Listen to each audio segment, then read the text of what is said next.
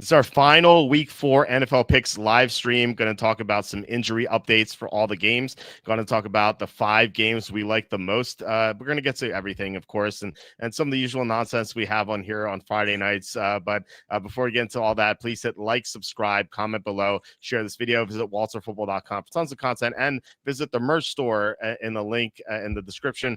My t-shirt is the money laundering t-shirt, which I'll be writing about on Monday in Jerks of the Week, where I talk about all the reactions I had to it when I was walking around the Las Vegas Strip. Like, I had so many reactions. Some guy just ran up and hugged me. He's like, yeah, money laundering. Yeah. So yeah, you'll get all the stories from that. You can get that as well as everything else in the merch store right here. We have so many options here. You could change the colors of the shirt. You can get long sleeve, you can get hoodie, you can get women's tank top, you can get infant onesie. We have everything. You can get mugs. We have a baseball cap. We have our famous apron. Everything here is 15% off right now. You can go to Amazon, buy my books. The most recent one is Jerks to the College Years, where I made fun of people I met at Penn State for 6 years. Then there was my first book, A Safety and a Field Goal, where I had top 5 topics for football, a bunch of stuff, some funny stuff, some serious stuff. So a lot of variety in there. And then please consider super chat, super stickers. That's the best way to support the show. Thank you so much, guys, for really contributing here and just giving us all these positive feedback and stuff like that, and your contributions. It just means so much. I can't say that enough. So all right, we're joined by Quacky T. Tom, how was your week 3? Walt, here we are again. Hello to you and hello to everyone out in the football. I don't even know where I am in the Walter football family. Holy cow! Every football family is welcome. No, this was the toughest week we've had so far. I lost one of my 3 survivor pools with the Falcons, and then our card. This was our worst week. We went 2-3. However, the silver lining, I guess, if you will, or there were some positives. Our 2 favorite picks. I came on here saying the Browns. I love the Browns, and the Vikings, which was probably my second favorite play. Both came through, so that was good at least. Hey, I read. I don't know if you saw. I mean, I need a citation needed here, if you will. But I saw this meme with that clip of Jordan Love getting sacked at the end of the third quarter, and it said that there's an investigation of sorts going on, because apparently there was $1.1 billion wagered on Green Bay's money line, which was, I guess, a record amount or something. It's just a meme. Who knows how true it is, but I don't know. I didn't think the Packers would lose, but I knew that was going to be a close game. So that was an interesting one. Well, I mean, most people didn't think they would lose. Obviously, 1.1 million was bet on the Packers, but this is a Browns team that should have beaten Cincinnati, and they could be 2-1 right now. And they hung tight with Baltimore too, even though Baltimore ended up covering the spread. Like that was a tight game for 3 quarters. And I believe Cleveland even outgained Baltimore. So the Browns are better than people think. So I don't necessarily think it was fixed. It's not like they're playing some high school team and miraculously the high school team won. These are professionals. The Browns have a great defense. They have good playmakers offensively. They have a decent offensive line in the interior, at least. And Flacco's a professional quarterback. It's not like the garbage they had last year at times. So I don't know. I mean, games can be fixed there. Obviously, it's foolish to say games can't be fixed because we had this Tim Donaghy stuff in the NBA. If that happens there, then obviously you could have fixing elsewhere. So I imagine that there's a very small percentage of NFL games that are fixed. But I don't necessarily think it was that one for sure. So by the way, I forgot to mention our super chats from last night from Kevin Kovac. I always like to shout out those who help us. So Kevin Kovac, thank you for the 2 $10 super chats last night. Just really appreciate it. Yeah, and hey, and I'm not saying, I see that meme and I'm suggesting that I too think that it was rigged or anything, but that play did look pretty funny. And then wasn't there one Golden he looked like he could have run a lot farther and kind of went out of bounds. I don't know. Well, he was veering out of bounds already on the catch. I don't think I saw that picture, and if you just look at the picture, why didn't he just run for the end zone? But he caught the ball and he was already tilting that way. He was he was not going to get to the end zone given his trajectory. So I don't know. Maybe people are grasping at straws. I think. I don't know. I think if a game is fixed, it might be on the spread, not the money line. But you never know. I mean, in boxing and stuff like that, guys would take a dive all the time. So I guess it could happen. And if it does happen, it would be earlier in the year in September when the games don't mean as much. So. Yeah. Well, it's funny. I don't know if I said this on the show, but my aunt, who knows a little bit about football, but she actually won a Survivor pool. Like it was just like it wasn't like a huge pot or anything, but her and my cousin were in, like a couple of years ago they won it. But I had texted her last week and I was like, I would not take Green Bay this week against Cleveland for Survivor. Yeah, and I ended up being right because I was going to take them too because I said no, and then I was like, well, maybe I'll just do it, and then I was like, I know So I ended up taking it, but I took the Colts in my other one, and then I took the Bills. Did she follow your advice? Yes, I believe she did. I don't know who she took, but she said okay at least. Okay. Well, as long as she didn't take Atlanta either. Yeah. Well, but yeah, that Vikings game, that was a great call. I had a really good feeling about that one too. But yeah, I mean. That Texans game really crushed us against the Jags. As bad as they played, I really thought that they were going to end up coming back and doing it. But so that one was tough. I thought maybe we were going to get that one, but also tough was San Francisco -2.5. Oh, it's another safety. The safety, it wasn't even a safety because the guy held outside of the end zone. So it wasn't really a holding call in the end zone. So it shouldn't have been a safety. And I don't know. I've never seen a safety called from the 6-yard line, unless there's like a fumble into the end zone, but the line of scrimmage was the 6-yard line. Like, so why was there a holding penalty in the end zone? Just didn't make any sense. So that was bad. And yeah, just felt like some bad luck. We picked Atlanta -5.5. They were a complete no-show. What an embarrassment by them. I don't understand how you just don't show up. And for future reference, if you ever hear someone say teams don't look past other teams will always try hard. It's like, nope. Just think back to Atlanta versus Carolina week 3 2025. There's a perfect example of a team that doesn't show up. Yeah, it's that one really hurt, man, because I was like, okay, like maybe once it was 7-0 Carolina, I don't know, I had a bad feeling from jump. But yeah, and Atlanta missed a bunch of field goals, and it felt like everyone on the team sucked. Penix was terrible. He could have easily thrown 5 interceptions. Like, he was so bad. We'll see if they bounce back though. Trade CMC and Kelsey for Bucky and McBride. Yeah, well, I assume you're getting Bucky McBride, then I would, just because CMC is just an injury waiting to happen, and Kelsey's decrepit at this point. Just got nothing left. So Bucky's really good. McBride, obviously awesome. McBride's so much better than Kelsey now. So the way I think about it is like downgrade from CMC to Bucky, that is a downgrade, but the upgrade from Kelsey to McBride is like unreal. Okay, so imagine if the Browns had a quarterback. Well, the Flacco's not terrible, but still, obviously, they really need a quarterback still. Quacky, some rules to go by. Survivor, don't take divisional games. They said it's close. Don't take road teams. I think you could take road teams. Home field advantage doesn't mean anything anymore. It's like it used to be 3 points. Now it's like 1.5. So I don't think home field, like road teams matter as much. But divisional games can be wacky. Sometimes they can be predictable. Sometimes they just go crazy. So yeah, there's that. Yeah, I think there's. And what's up, Matthias? And I was thinking of you last Sunday because I really like the Vikings. So congrats on the win there, buddy. I mostly agree with you. I do think that there's going to be like tough, like clearly harder places to play. I think there are some places that have a pretty strong home field advantage. Truly, I think that baseball is the only true home field advantage because it's the only sport where the dimensions of the field are different in every spot. That's so. I don't know. I mean, if you have like a weird, not to get on a baseball real quick, but if like you have like weird corners in your outfield and you're playing 82 games there instead of like 6 a year, that's a huge advantage. Like you're going to be more familiar with it. So as opposed to every other sport major sport, it's the dimensions are the same. So that's something to think about. This should change that for like other sports too, especially like ones that need ratings, like hockey. Like what if like the Chicago Blackhawks had like an igloo in the corner or like the Red Wings had like a polar bear on a chain. Like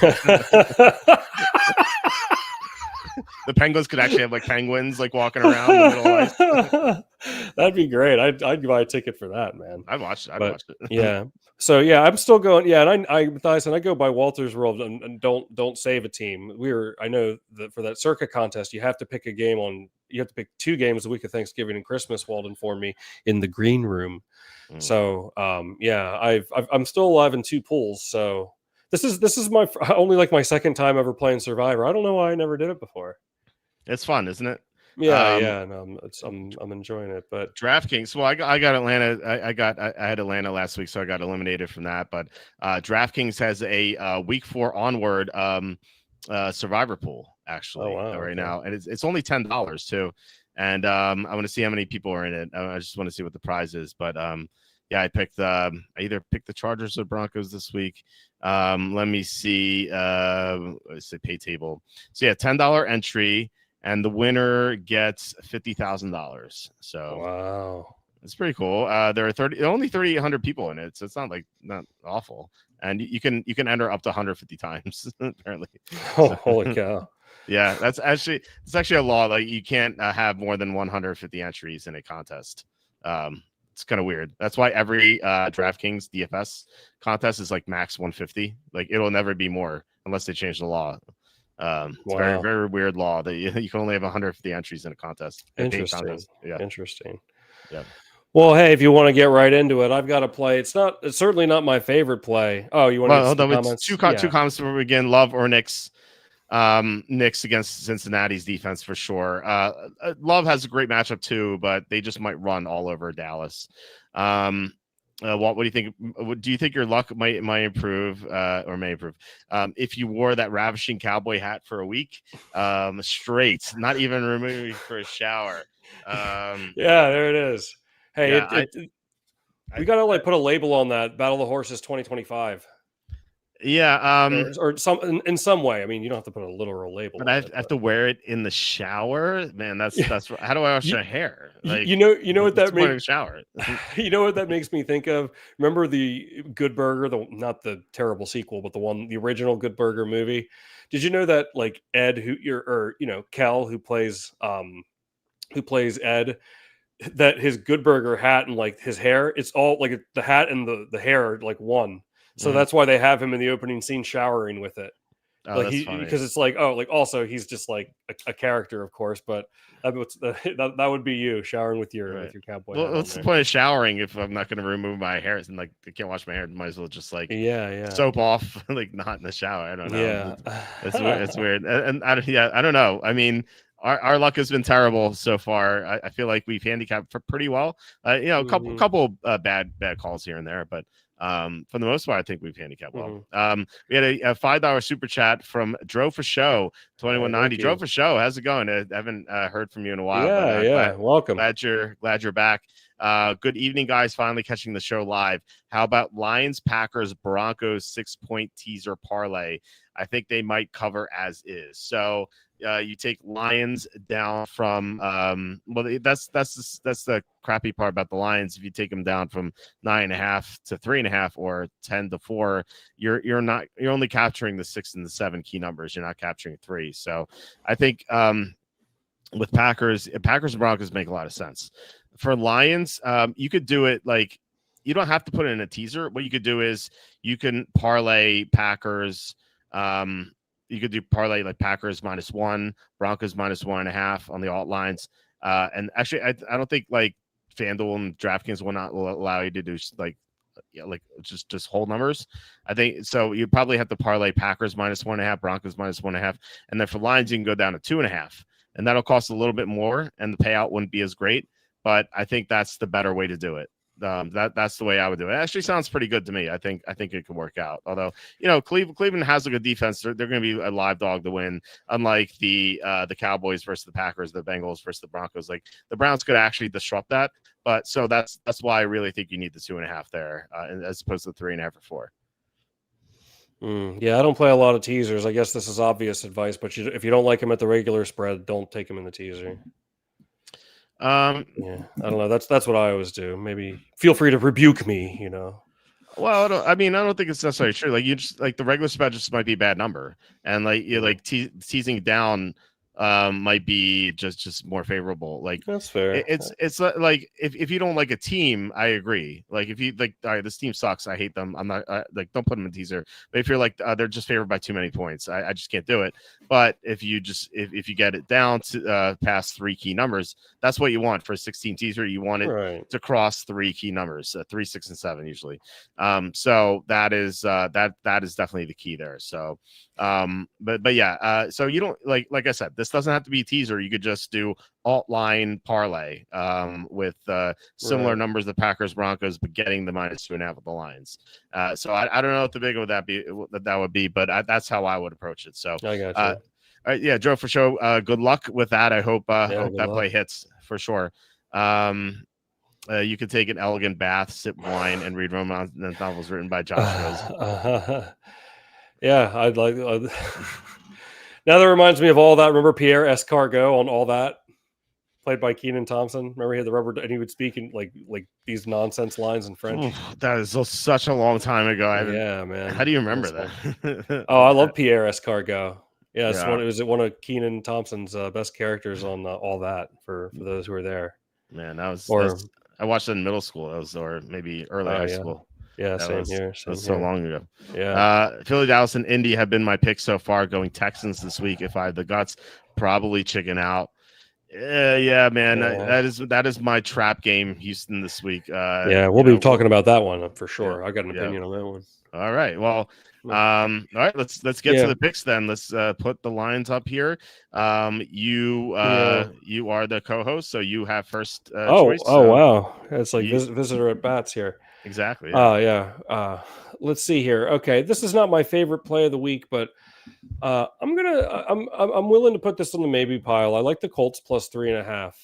Okay, so I don't know. I think this is a bad spot for the Rams after coming off the loss the way they did. If you look at who have they really beat? I mean, they won 14-9 against the Texans. They were losing to the Titans at halftime, if I'm not mistaken, in week 2. Yeah, they ended up pulling away and covering, but still, I mean, I feel like there's something to be said about that. They lose to the Eagles, and that was a heartbreaking loss. Doesn't begin to describe it. I would say if I was a Rams fan, but I like this. I like this Colts team. Look, this defense has played well. This is a very opportunistic defense. They really came up big at times against Denver in the famed Battle of the Horses. But I really like the number we're getting at plus 3.5. I don't know if I want to say like the Colts are for real, but I think they're a lot better. I mean, Daniel Jones has looked really good. Now, I mean, okay, like maybe I'm wrong. And then, afterwards you're just like, oh yeah, why did I back Daniel Jones? Is this like a Fitzmagic adjacent sort of situation? Could that happen? Okay. I mean, maybe, but I don't know. Like this, I like the way this defense is playing. I like the number we're getting here with the hook on the 3 with the 3.5. And the Rams haven't looked that impressive, and I like the spot coming off the heartbreaker. So I would consider it if you happen to feel strongly about the Colts too. There are some injuries for the Colts. Actually, both teams. DeForest Buckner was the DMP limited DMP, which by the way, on the homepage you can access this Excel sheet that I'm reading off from, which I'll show you. If you're on the homepage here, let me click that here. So this link will be at the top tomorrow morning. Right now it is right here. It says NFL Week 3 injury report Excel. It's actually updated for Week 4, and it says premium subscribers only. So you have to be a premium subscriber to get it. But like what you get here is you get a grid for each team is on the left, and then each position's on the right. Or sorry, at the top, and then it says like when each player is out. And also practice, like if they're DMP limit or full. And then it also says when they come back from injury. So this is what I'm reading off from right now, for those of you wondering. So the Colts, Buckner is DLD, as I said, that's DMP, limited DMP. One of their guards is out already. Alec Pierce is out. Not that that's a huge deal, but Kenny Moore, their top corner, is out as well. But for the Rams, you have Devontae Adams is DDL, so he may not play. The Rams do get Steve Avila back, one of their guards, but Rob Havenstein was DDL, so he may miss this game. So a lot of injuries here. The Rams do have a Thursday game coming up against their arch rival, the Niners. So this could be a bit of a look ahead. And the Colts have been impressive. So Evan and I had this down as a maybe last night. We didn't go with it. If I had to still pick, I think it'd be the Colts. For Saturday's update, I removed the 2 units. I put DMP units just because we don't know what the injuries are. Like if Buckner's out on top of Moore also being, or Kenny Moore also being out, that's a big deal. I mean, the 2 of their better defenders, their best defensive lineman and their top corner, both being out against the Rams, it might be a little too much. Also, you have to consider who the Colts have played. Yeah, they played Denver, but that's Denver with an week 1, week 2 slow starts under Peyton. And then the other 2 games was also against the Titans and against the Dolphins. So 2 of the worst teams in the NFL outside of the Denver Denver game. So I don't know. I mean, while the Colts will play very well, you have to give them a lot of credit. The jury's still out on them, I think, and it just with these injuries, it just might complicate things. So they're not on my card currently, but look, if you love them enough, I could definitely go for it. But it doesn't sound like you love them enough. You said it's not one of your favorite games, so yeah, it's not. I mean, I like it. I don't know that I necessarily love it, but I think we'll probably find other games, but. I do have some lean there towards Indy. So yeah, I like the Rams this week. So Mike, it could be a Rams win or cover this week for sure. I can see it. Speaking of things, did you post your college picks for tomorrow? This week has been so brutal. Just thing after thing, distraction. On top of the kids, which is every week, but the screens on the windows broke, so we're fixing that. And then today's my wife's birthday, so I had no time to do anything. I was running around, I was picking up gifts. I ordered stuff from Edible Arrangements, and they moved. I had no idea. I showed up to the location, it's closed. I'm what? Where do I pick this up from? And so I had to go a half hour out of my way, a half hour back, and then we were supposed to go out for her birthday. She's I want to stay in. So we're watching the TV. We're actually watching Alice in Borderland season 3. So I actually have them written up. I haven't posted them yet because I'm still trying to find what the best lines are for those games, but I have written them up. And I could list them for you right now if you want. Let me just make sure I have them here. So hold on a second. So yeah, it's the 5 I like are hold on. So Syracuse, Notre Dame, Texas A&M, Penn State, and Wake Forest. You like Penn State? Get out of town.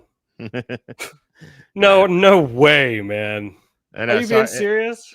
Yeah. Why? Why do I like Penn State? Why not? I like Oregon money line. Oregon is just the problem with Oregon is that they lost so many starters from last year, and they're not tested. And I don't think that they were so good against Penn State last year. This is clearly not the same team. They just lost so many players. Whereas and you have this quarterback who hasn't really played in this sort of environment you're going to have in the whiteout. I just think that it's too much for Oregon to handle here. It's just not battle tested yet.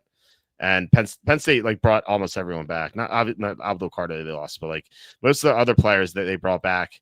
So I just think that, and revenge game obviously. So yeah, I like Penn State here. Man, they just haven't. I mean, come on, they beat FIU 34-0. I don't know, man. And that was they had a really slow start against Villanova. That should be no problem. They're up 13-0 at the half or something, or maybe it was 19-0. It's come on, against Villanova. Yeah, I mean, were they trying hard in that game? But I'm just saying, no, I think they're overrated. I hope Oregon crushes them. I will say though, the 2005, it was the year after you and I lived next door to each other in the dorms. That was the year that Penn State only lost that remember they lost the one game with the 1 second left. Lloyd Carr. They were what 11 and 2 seconds. That's what they 11 were. and 11 and 1 second. Yeah. Was it 1 second? I thought it was, yeah, because they only lost one game, and I remember. Well, no, I say 2 seconds because I think Lloyd Carr got 2 seconds left on the clock, didn't he? No, he had 1 second left. And remember, he had lobbied when Michigan was driving down the field. There was less than a minute to go, and I can't remember if the play went out of bounds or what. But Lloyd Carr was like lobbying so hard, he's like screaming at the refs, like, "You should put 1 more second back on the clock." Okay, I thought he put 2 seconds. Okay, all right. I mean, maybe I'm remembering it wrong, but because I remember Penn State, because they said I can't remember if Penn State won 11 games or what, but they said there was like shirts said 11 and 1 second. Okay, all right. So I'm pretty sure it was, but I remember thinking when Lloyd Carr was lobbying that hard, I was like, I have a bad feeling that second's going to come back. I did too. and okay, pop quiz. Who threw the game-winning touchdown pass for Michigan and who caught it? Is Henny to Manningham. Damn, nice. That's right. Yeah, Chad Henne to Manningham. I want to say it was like I can't remember if it was I think it was a 15, either 15 or 25 yards, like in the. Yeah, they got it. I remember I was like, no way. Yeah, it was a really good Penn State team. Tom Bahali, that defense was awesome. Michael Robinson, the quarterback, was he was great. In college at least. Yeah, that was a good team. That nice guys all around. Not Anthony Morelli, the backup, not so much, but the rest of the guys. And I had that I had that story in my book about my friend Jessica and one of the running backs from the Penn State team, who, like, if you remember that story, but it's pretty wild. Yeah. Well, let me tell you this. I remember that same year.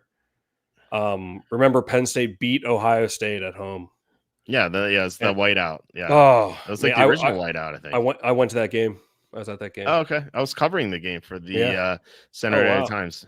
Yeah, I remember because you would see the signs all over campus. Like people were putting up those, or not signs, but like flyers. It's like need ticket, like we'll pay like $300 for a ticket. Mm-hmm. And it's like it was a rainy night. It was a mess. Yeah, and I think it was 17-14 Penn State. Well, I remember Ohio State fumbled at the end, and Penn State recovered it, and everyone just went nuts. But I'll never forget. So I was, this is freaking 20 years ago. Holy cow. I know. So this was back in my drinking days, and like I was out there tailgating like a 7.5 on the Richter scale drunk, and I had to pee so bad. And I didn't want to go like in the parking lot, because I was afraid I'd get like an underage drinking or something, public urination, whatever. So, and they had the porta potties. It's before the game, and we're all tailgating in the parking lot, and I go and the line, there's like 20 porta potties, and every line is like a mile long, man, like a mile long. And I remember I reached into my wallet. I had $4 in my wallet, and I like ran up to the lady at the front of the line. I was like, I'll give you $4 if you let me go in front of you. Like I was desperate. I was just, and she was like keep the money. She's like, just go. And I remember I came out because I was like, oh, like I was so relieved. Obviously, I had to go. So I was about to burst, man. I mean, push come to shove, I would have just gone outside, obviously, but like, right. But I didn't want to get like an underage drinking. So anyhow, when I was like, okay, like I'm relieved, but like now I got to face the music. I got to walk out of this porta potty with all these lines like staring at me. I just cut in front of everyone. I mean, I did ask, Yeah. But like only the person at the front. And I remember I was like, thank you so much. Like to the lady, she's like, don't thank me. Thank everyone behind me. and no one else heard except this one guy. I remember he was wearing an Ohio State jacket, and he just like looked at me and he was like he knew he was outnumbered. He was just like, just try to plan ahead a little better next time. Because he knew, like, even if he was mad, he wasn't gonna be like, like, you ass, like you dickhead. He wasn't gonna say anything. He was right. Outnumbered. So, but yeah, that was a great game. That was a great game. I'll never forget that. That was a fun season to watch. I don't care about college football anymore, but at that time, that was a good year. I remember the year before. I remember I met. I think I told you this. I met Joe Paterno. Yeah. Did I talk about this on the show? I'm sorry. The pep rally you're talking about? Yeah, that. But like, I delivered pizza to his house, and a couple times. Yeah, and then like one time he was walking around campus. It was right before Thanksgiving '04. Yeah. And I remember my mom was there to waiting outside my dorm to like take me home for Thanksgiving break. And like right as I was like bringing some stuff out, this kid was like, "Yo, Joe Pa's over there." And this girl Amy that lived in like the adjacent dorm, she lived in So I was in Holmes. This was the year that we lived next door to each other. Mm-hmm. So she was in Runkle across the way, and like we happened to both be out there. And we looked at each other and like we like started jogging that direction, and we saw him. And she was just like, "Hey, coach." And he turned around. He's like, "Hey!" and Penn State was I think they were 4-8. That was the Zach Mills year, but they had a decent defense. They never gave up more than 24 points in any game. Yeah, it was 6-4. The 6-4. Yeah, that was the 6-4 homecoming game against Iowa. Yeah, and but they had just beat Michigan State. I think Michigan State was ranked. It was the last game of the year, and it was they crushed them too. I want to say it was like 45-14 or something. They beat them bad. It was such an upset. So they had just won. So I'm like, what am I going to say? Right. I was like, hey, like I shook his head. I was like, hey, like good game, coach. Like last week. What else was I going to say? He's like, you kids going home. Thanks for coming to the spread, coach. That was before I was betting. So, right. But yeah, and then he was just like, you kids going home for Thanksgiving? He was like, yeah, that's what he said to us. He's like, all right, you have a good one. Like when I was scenario. When I was walking to swim practice one year as a freshman, and I see this convertible like drive up, and it's Joe Pa. I'm like, oh, hey, and he's like, and it just keeps driving, just keeps driving. Wow, man, that was so long ago. That was 2004. That was over 2 decades ago that happened. That we lived next door to each other. That's crazy. My freshman year was 2000, 2001. Like, God, man, I can't remember if it was before or after winter break, but it was. That's 25 years ago now. That's crazy. We've known each other for over 2 decades. Yeah, that's insane. That's almost a quarter of a century. It's crazy. Life's funny, huh? All right, let's get back into it before the crowd gets irritated. They want the football, damn it. Well, one last word on that Oregon Penn State game. Just trying to lead the show here. I'm running the show, damn it. Dude, you can't take me anywhere, man. You can't. You may enjoy this. Well, you're not going to like this actually. It's 78% of the money is on Oregon, or sorry, 78% of the bets are on Oregon. So public dog here.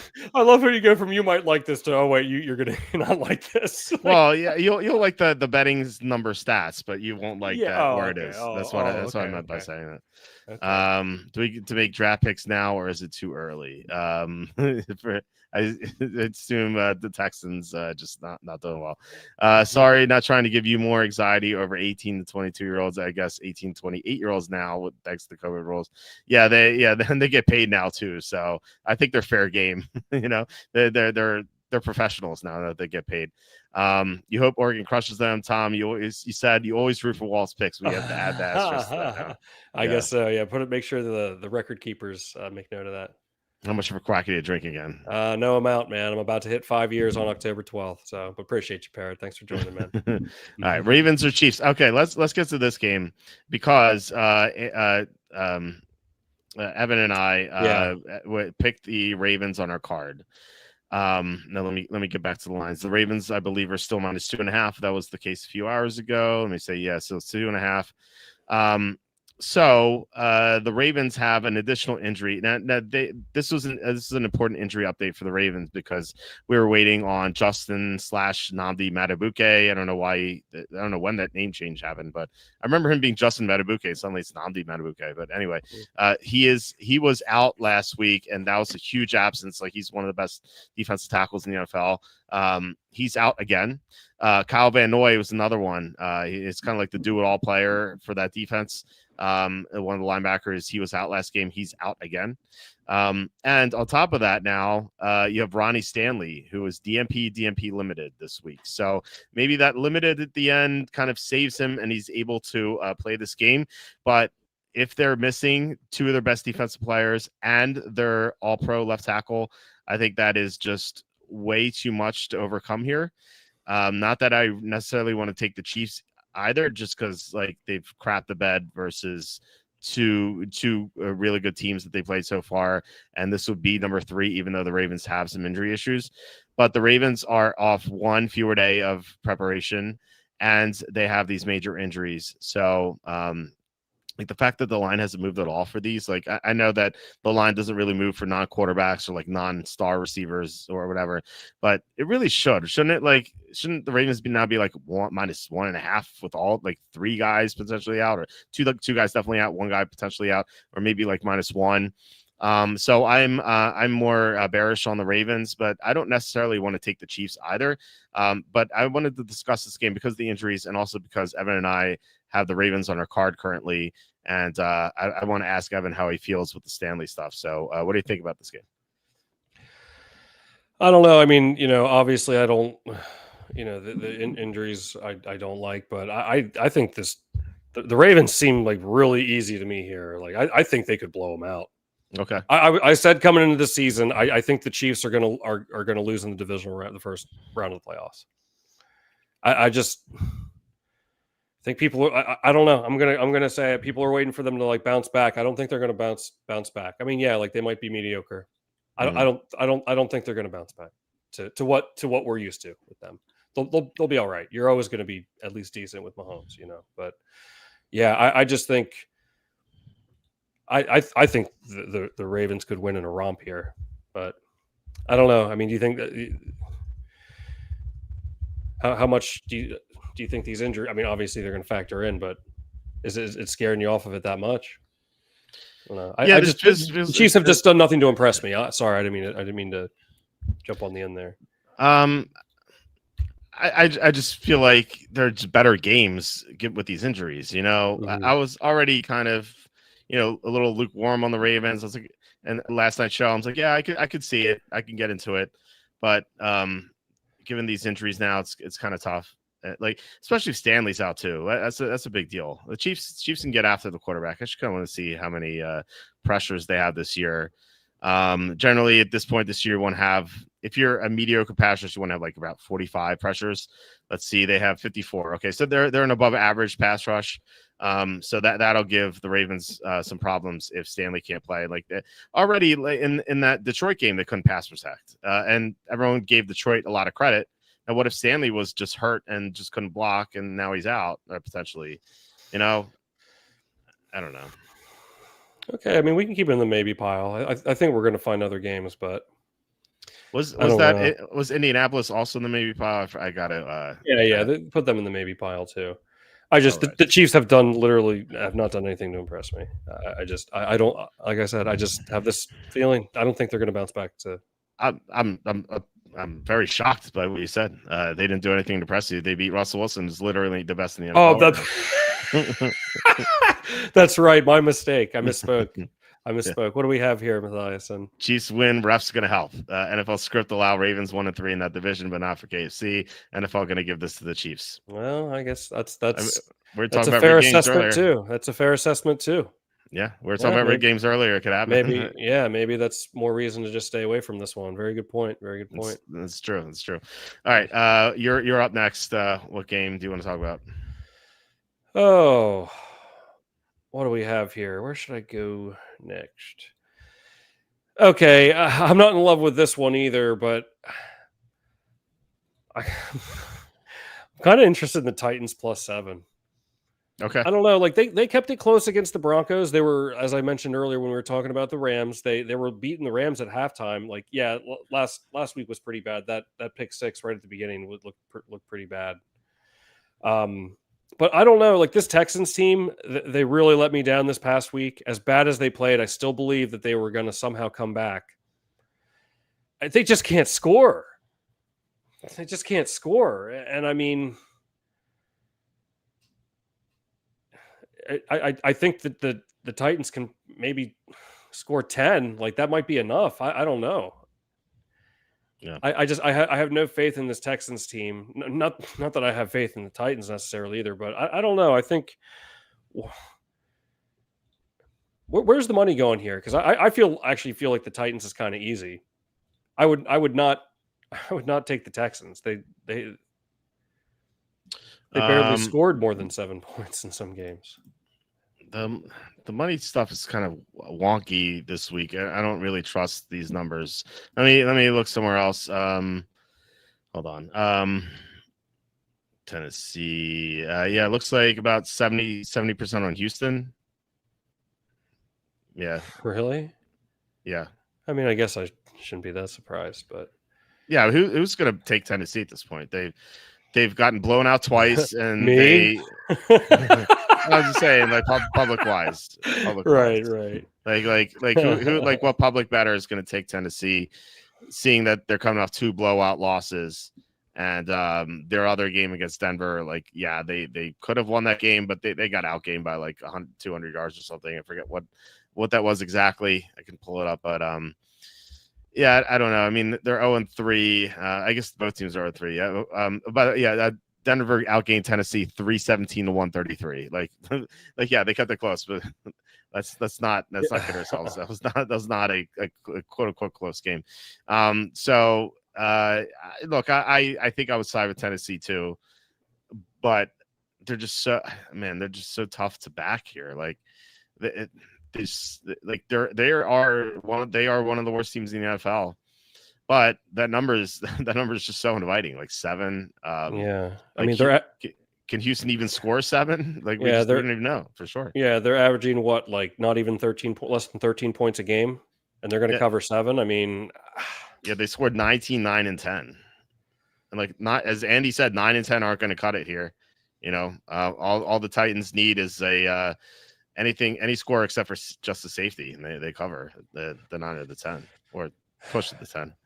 Yeah, I mean, I don't know. To me, Titans seems easy. So the fact that the money's on Houston, I know you said it's maybe suspect, but kind of I don't trust the numbers this week. Something's off. Like they changed. Actually, you know what? I can actually I know where to look. That's trustworthy. Hold on, let me see. I can get it in 1 second here. Actually, it says Houston 55%. So yeah, it's just all over the place. Yeah, so that actually that seems like more normal to me. Yeah, it's definitely Titans or nothing here. I mean, yeah, I agree. I can't see myself taking Houston. Yeah, that's seems like a tall order. And geez, I mean, I really thought we were going to get that Jaguars game. I really thought I had that one pegged. That one was that game hurt me the most this week. Yeah, Collins fumbled at the end. You know, on that final drive of Houston's, that was so painful. Like we could have won. We could have went 3-2 like easily. Just bad luck. We didn't have the Rams, right? That was I think Evan and I had that one. We had it on our MyBookie card. Okay, that's what I'm thinking. Yeah. What else was the other game? So we won with Minnesota. We won with Cleveland. And then we lost with Atlanta, San Francisco, and Houston. So yeah, we could have won the Houston games. We probably should have won San Francisco game. Remember Nick Bosa got hurt in the first quarter too, and then that Atlanta game, that was just I don't even know like what to think about that game because they just were a no-show. And I like to think that we can kind of predict like what teams might be flat, but like this didn't even like go on the radar for me that they would think that a win on national TV against Minnesota would be so impressive that they wouldn't need to show up against Carolina. But that was what happened. So excluding that game, like that was a game we definitely deserved to lose. Although I just can't believe that happened still. But still, yeah, I mean, like we could in the other 4 games, we could have went 3-1. You know. Yeah, that was tough, but yeah, I mean, we can put that on the maybe pile if we'll probably find some other games, but yeah, okay, we'll put it on the maybe pile. Tennessee +7. That's what is in the contest, right? Yeah, okay. Can you Parrot says, can you confidently bet on the Ravens right now? Anyways, with Henry's fumbling. I don't know. I feel like he's really gonna just focus on ball security this week. Now that it's happened twice in major games, so I'm gonna make a bold prediction and say that Henry doesn't fumble this week. I don't know. Maybe it's not that bold, but let's see what else we got here. Hold on. And then Russ not helping this year. We read that one, and then just tease Houston or money line. Man, I don't know. I feel like Houston could potentially lose. You know, I was thinking that too. Yeah, I'm not confident taking them. They can't block. They can't score. Yeah, you know. Yeah, Stingley might be out too. Right, and you know, look. I mean, could they end up winning like 34-7 or something? I mean, that's happened before. You know, teams that have looked this, you know, all of a sudden have a great game. Of course, that can happen. But I just like. Just have no. It just seems so hapless. I couldn't believe, like they had every opportunity to beat Jacksonville. It's just offense is just terrible. It really boggles my mind that people are going to take Houston Survivor this week. I get it. They're 7-point favorites. I would not. They can't score. Like as I said to Evan last night, like you have to take 20 teams or 18 in regular Survivor. You have to take 20 in the Circa Survivor because you need to pick Christmas and Thanksgiving slates. But that means you don't have to take 12 teams. So you should probably try to avoid the 12 worst teams in the league, you know? And I think Houston's one of the 12 worst teams in the league. They're 0-3. They couldn't score on Jacksonville's defense. Jacksonville's defense stinks. So I don't know. This team just sucks. Like Stroud doesn't look right. He only has one receiver. I don't think they're well coached. Like I said, Stingley might be out. Their defense, while good, isn't as great as it was built to be. And like they only, I think I mentioned they only have one receiver. So like, and they have no running game either. So like, what can this team do? Like why are they 7-point favorites here? It's because Tennessee's been that bad. That's the only reason. Yeah, I think there's a better chance that Cam Newton that Cam Ward will improve. I think there's a better chance that Cam Ward will improve than the Texans offense finding their rhythm. I don't know. Yeah. Well, look, we can talk all we want about this game, and then I'm sure something obvious will happen, and then next week we can just say that hindsight was 50-50. I can't believe that. What a Freudian slip. Cam Newton. Oh man. All right. I believe it's my turn to pick a team. I'm going to pick my favorite game from the 1:00 slate. It's right beneath this one. It's Chargers at the Giants. Chargers are -6.5. I believe there's 6.5 on the card. Let me see. Yes, they are 6.5 on both cards, the Westgate and the Circa. So the only concern I have with the Chargers in this game kind of popped up in the injury report, and again, you could see this on the homepage. Bradley Bozeman, their center, the Chargers center, he is questionable, going a DNP limited. So he got 2 limited practices in. That's fine. And I only bring that up. Like Bozeman's not a great player. The only reason I bring that up is because they're going to be without Mekhi Becton and also Rashawn Slater. Slater is obviously out for the year. Becton's out for this game. Although I'll say Becton hasn't played well this year so far. He's kind of struggled. I think that he might be just overweight and out of shape because he had injuries before the season too. So like Jamari Salyer, the backup for Becton, he might actually be an upgrade right now just based on how bad Becton's been. But if they're also out without Bozeman, that's 3 offensive linemen who are missing. But like I said, there's still a good chance Bozeman plays. I just wanted to note that because he popped up. That's the only argument I can have against the Chargers. The Chargers are just so much better than the Giants. Some may talk about. Evan pointed out last night that the Chargers could be in a bad spot. They're coming off 3 divisional wins and now have a non-divisional opponent. And I looked it up, and funny enough, this is dating back to 1989, so it hasn't happened very much. But teams coming off 3 divisional wins in a row and then playing a non-divisional game as a 6-point or more favorite are 18-10 against the spread. Now it's a very small sample size of dating back to 89. But it just shows that that's not necessarily a bad spot to be in. In fact, I think you could argue the Chargers are in a good spot here because this is a 1 o'clock game on the East Coast. And I know, like, we know for a fact that some of these coaches on the West Coast, they really emphasize these games because they know how difficult it is a spot for these teams, at least have been in the past. Jim Harbaugh is 10-1 against the spread in 1 o'clock East Coast games, at 4-1 with the Chargers last year. And also Harbaugh last year just destroyed the four games in which the rookie quarterbacks played against him. He's 4-0 straight up and against the spread against rookie quarterbacks. Now, granted, one was against Spencer Rattler, but that was a blowout and he covered. The other three, he had Bo Nix twice and then Drake May. And the Chargers won and covered all those games. And you're going to have Jackson Dart here.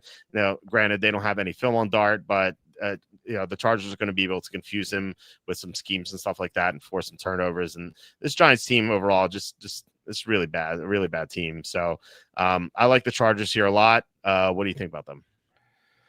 Well, that's interesting. I think this is a really bad spot for the Superchargers, actually. They're coming off 3 straight. They're 3-0. All 3 of these games have been division wins. They're 2 games up plus the tiebreaker on everybody. And nobody in their division the next best team I'd say so far that I've seen is Denver. Everyone else is 1-2. I think there's a chance they feel a little fat and happy here and they lay an egg. Now, with that, also interconference on the road. You love that. Did you not like my 18-10 stat that dispelled that notion? Yeah, I know. I still always just say it. I feel like at one point that was true, like maybe 8 to 10 years ago, but maybe not. But I don't know. Maybe it's just from the eye test when I happen to like those particular games. But with all that said, I really have a hard. I never picked the Giants game right. I don't know what Jackson Dart's going to do. What if he comes out and the Giants are just so. It's like. I'm trying to think of a good analogy. I'm always screwed with the Giants. I can never, no matter what I pick, I feel with them, I'm going to be wrong. So I feel like I'd stay away, but I'd be more inclined to take the Giants. Wow.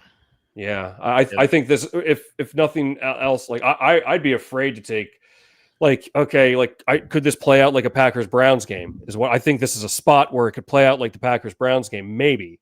I definitely think the Superchargers are the superior team, obviously. But I don't know. This just seems like a weird spot. Seems like a weird spot for me, and I don't know. Well, I talked about how the spot wasn't bad, with the 18-10 spread record. I don't know. Maybe that's misleading.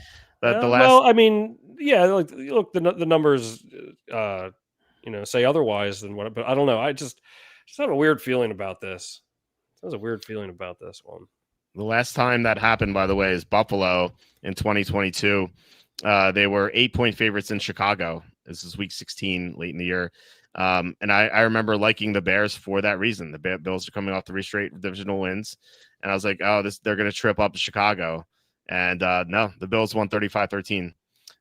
It's just when you have one of the best teams in the NFL playing one of the worst teams in the NFL, and you have a great coach who, unlike Raheem Morris, is going to keep this team motivated here. And this team just sits on bad teams. All they did last year is blow up bad team after bad team. It just seems like an obvious spot for me for the Chargers. I'm not gonna I'm with Parrot here. I might bet Chargers -12. 13.5 is what I think you want 13.5 because that's if you get under 14, which is surprisingly the 4th most likely result of any NFL game is 14. So just make sure if you bet the alt line, bet 13.5. So I will be doing that. Sue says the coaching difference is 14 points between Harbaugh and the chronic loser in New York. Yeah, this is an extremely lopsided coaching matchup. Yeah, extremely lopsided quarterback matchup. The Chargers are just better in every regard. And look, I certainly agree. I'm not taking the Chargers. I'm telling you that much. I think in the end, I'm just going to stay away from this one, but this does not feel right to me. It does not feel right to me. Okay. But Giants always do me wrong. I'd just be like George Costanza, take the yeah, they're like the lover that did you wrong, but you keep going back to them, That's me. with the Giants. Like, no, like this will be the spot, and then next week they'll cover. I feel like that's most people with the Giants. The Giants trip everyone up. And people just bet against them. I think that's worked out pretty well over the past how many years? Well, let's exclude 2022 because they were actually like decent that year, just because like Daniel Jones like was healthy. Their offensive line wasn't too bad. They won a playoff game against Minnesota. Yeah, they did. They did. But if you had let's look at this. If you had faded the Giants every single game in the past 2 years plus, you would be 22-14 against the spread. So that's pretty good. Just bet against the bad teams. You're usually going to win. Well, I don't know. I'm telling you. Last week I said don't take the Packers in Survivor. I wouldn't take the Chargers in Survivor this week. I wouldn't take the Chargers or the Texans in Survivor this week. I think one of those teams is going to lose. I would take Denver. That's what I would do. Anyway, I know wrong Chad. There's those things wrong Chad. But any college picks this week? FSU messed up my weekend. My picks will be posted after the show's over, like half an hour after the show's over. I addressed this earlier. Like this week is just crazy for me. I had no time to do anything. So that's why it's late. So I apologize for that, but I will be posting them. Like I said, half hour about the show's over. Younghoe Koo is on the Giants. Oh, there we go. Oh. That's gonna, Younghoe Koo revenge. He'll be seeking redemption. Yeah, didn't Younghoe Koo kick for the Chargers? He did, didn't he? I don't know. I think he did. Hold on, I'm not. Look him up on the information. He was. His first team was the Chargers in 2017. Oh wow! Mm-hmm. Holy cow! It's a Younghoe Koo revenge game, dude. That's right. Take the Giants. Well, I mean, to be fair, he played against the Chargers last year too. So it's not like this is the first time seeing the Chargers. No, this time he's back double. Yeah, double revenge game. Yeah, double revenge. Yeah, because the Atlanta lost to the Chargers last year too. Actually, I think they lost to the Chargers twice during his tenure, if I remember correctly. But he was mad then. He's livid now. He's ready for revenge. Triple revenge for Younghoe Koo. Anyway, we'll say next year when they don't cover. Right. Just fade the Giants. That's a good strategy, I think. So anyway, so we're not going to have that on my card. Or actually, not. I had to I had to kind of like beg Evan to have this on our card too. So we're gonna have it on ours. That's gonna be all of my cards, but we'll see what happens. Okay. But you're up with your next pick. Where are we going? Walt is trolling Twitter while streaming. Yes, I did answer one troll. I did answer one person who was just like we had like this trans discussion thing. Where I said trans people aren't are real, and like Sandra said, "Are you arguing on Twitter while streaming?" Yes, I did answer one because it came up in my notification, so I was like, I have to answer this before this person goes to sleep. Sorry. And here I thought I had your undivided attention. Are you? I can. I'm just joking. I'm just joking. I hope I didn't hurt your feelings. No. Yeah, man, come on. Yeah, I'm into the Packers scene this week. I mean, typically, What did I say? I came on here last week, and I was saying, they're looking ahead to this game against Dallas. Yes. And this is just from the eye test, but I feel like the teams that struggle in that look-ahead game end up again, the eye test, seem to cover in that game they were looking ahead to. Look, the history is just on the Packers side. Dallas's defense is just so bad. I'm still not, I'm still of the belief that Jordan Love is good, not great. He needs to play better. It was a pretty pathetic display against Cleveland. Whether you think that game was rigged or not, I guess, but is another story. But I don't know. I really think they win in a romp here, especially with to state the obvious with Micah Parsons coming back. This is going to be I'm really looking forward to this game. I don't know. I mean, I don't see the Cowboys scoring more than like 17. So I really like Green Bay here. Yeah, me too. I'm gonna bet the alt line up to 20.5. So Really? oh yeah, Oh this is wow. this is gonna be demolition. I can't see this game being close. The like, the Cowboys couldn't even stop Russell Wilson 2 weeks ago. Russell Wilson threw for 450, literally the best in the NFL right now. But Yeah, he's 450, telling you. How long have I been 450, saying that, yeah. chat? That Russell Wilson's only the best in the league. Sorry. Right. Yeah, Keep yeah. going. 450 by Russell Wilson. Caleb Williams had the best performance of his career against the Cowboys last week. So we know this defense is awful, but now this offense is now going to be bad too because CeeDee Lamb's out. They were already out. They're already missing their center Cooper Beebe, and now one of their guards Tyler Booker is going to be out too. So. Like they already didn't have much of a running game. Now they only have one good receiver. I guess Jake Ferguson's good too, a tight end. But when Dak Prescott is like when everything's like perfect around him, he's really good. But when things start breaking down, he's like starts to panic and just has like horrible games. And you have Micah Parsons revenge. Like Parsons is just gonna go off in this game. You see him having like 5 sacks or something in this game. It's gonna be insane. I don't see how Dallas keeps this close outside of like weird special teams, touchdowns, fumbles, return, like random wacky stuff or something. Maybe Parsons spits on someone before the game and he gets kicked out. Like something. It would have to be like something crazy for Dallas to cover. I'm very confident in Green Bay winning like very easily. Well, think about this. Detroit score. We've seen what Detroit's offense has done the last 2 weeks, and in week 1, Green Bay held them to 13 points, and that touchdown was in garbage time. Yep. And so if they can hold Detroit's offense, I mean, I know not A is better than B is, team A. You know what I'm saying. It's doesn't necessarily mean that, but like, how is Dallas going to score? If we just saw Detroit put up 52 and 38, and they scored 6 points essentially, meaningful points.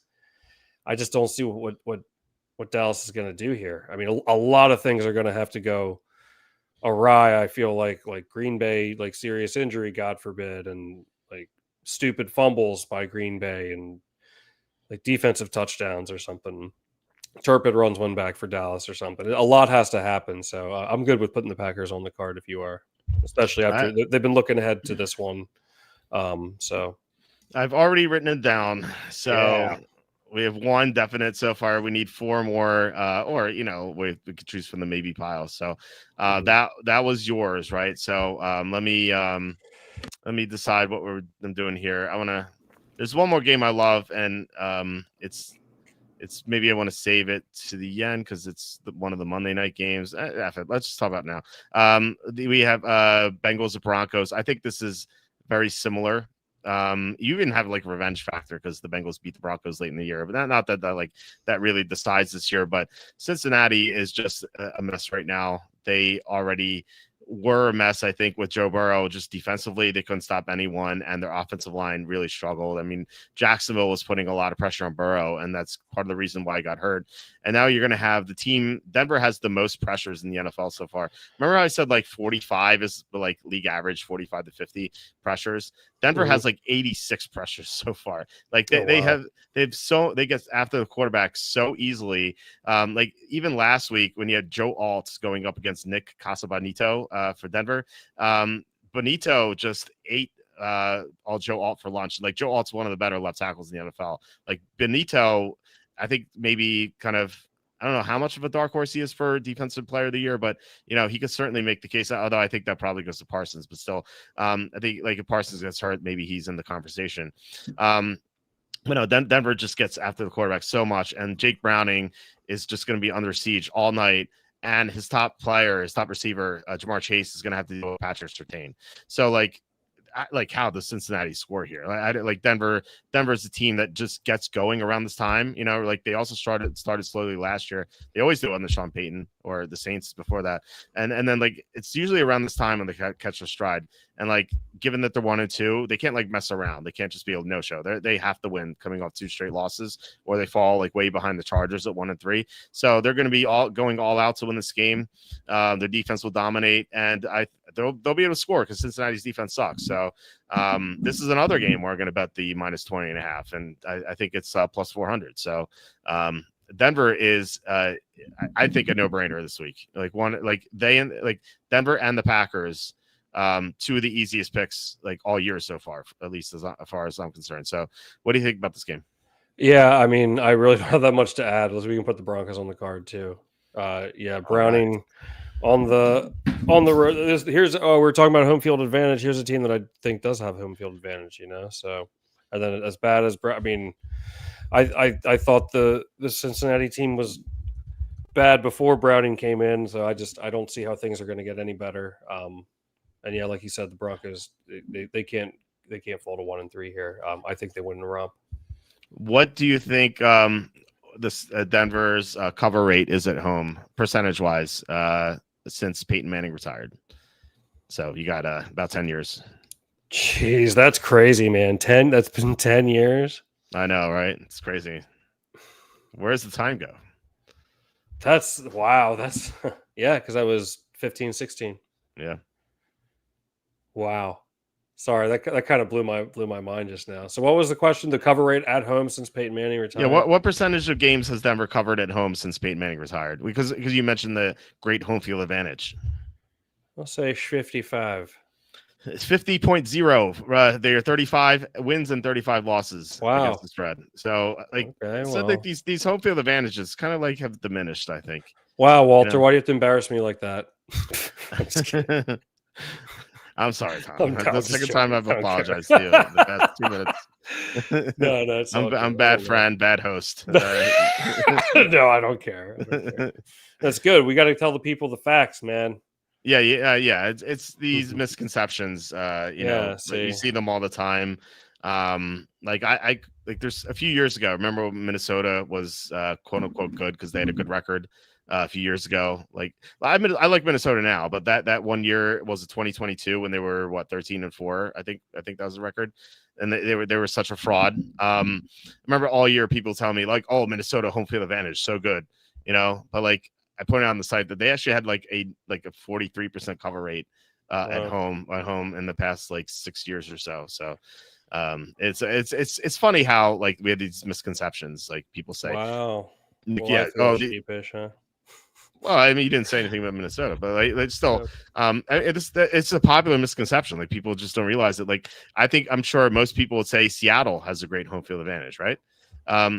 In the past, maybe not so much anymore, but at one point. Well, yeah, in the past 10 years, they are 35-40 against the spread at home. That's 46.7%. Wow. Yeah, so it's what's the straight up record though? The straight up record is 46-32. It's 59%. In the last 10 years? Mm-hmm. Well, that was after the heyday. Yes. More or less. Right. Yeah. I mean, back when Russell Wilson was literally the best in the league, MVP candidate. Yeah. I read somewhere once that he never even got an MVP vote. Wow, Mario McGliney must be sad. I don't know if that's true. I don't know. Yeah, I'm sure he is. He was the MVP candidate forever, and he just never was, I guess. Yeah, that's wild. I always thought that was that's the thing. He, of course, had some great years in Seattle. I mean, they won a Super Bowl, made it to another. Though you could argue, I mean, obviously the interception on the one was not the way they wanted to lose that one, but I mean, look, dumbest play calls of all time. Yeah, I mean, he definitely played extremely well, of course, at one point, but especially so what's his name? Colin. I can't even think of his last name right now. Well, who's the pundit? Colin Coward. Yeah, Colin Coward. He used to. I don't know why I couldn't think of his name. Symptom of getting older, I guess. Yeah, Colin Coward was always Russell Wilson. He's always gushing over him. I was like, he's not that great. I thought he had some great years. I don't know. I would thought that he was always underrated, but then now he's had some really bad years. So Yeah, I thought he was always overrated. hmm. Well, I But mean, does that have anything to do with the team you root for, or do you think it's just honest take? well, no, I mean I don't like the Seahawks, so yeah, like I'm slightly biased, but like I just never thought like they would always at like they would like talk about like Colin Coward used to always talk about like Russell Wilson and Aaron Rodgers. It's like, dude, like that's I don't know. To me, like they're not even close. I mean, Yeah. in their primes, in their respective primes. I don't know. Like to me, it was never even close. Like I never thought Russell Wilson was like that great. I couldn't. I actually like usually like can't stand him. Now that he's bad, I like him. Oh man. That's the irony of it all, I guess. Yeah, well, he's not starting anymore. We had a couple comments here. Hey guys, which defense do you like more, New England at home versus Carolina or Atlanta at home versus Washington, Mariota? I think definitely New England versus Carolina. We'll get to that game too. Maybe that'll be my next game that I talk about because Carolina has some surprising injuries on offense. And then, wait, is that? Okay, he had 3 questions here. Also, which deep upside handcuff stash do you guys taking? Kendry Miller, Rashard Smith, Ollie Gordon, DJ Giddens, Sean Tucker, Emmanuel Wilson.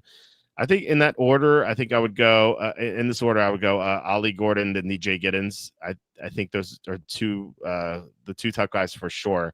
Just because like Ollie Gordon's I think Gordon's number 1 for sure because he's playing right now.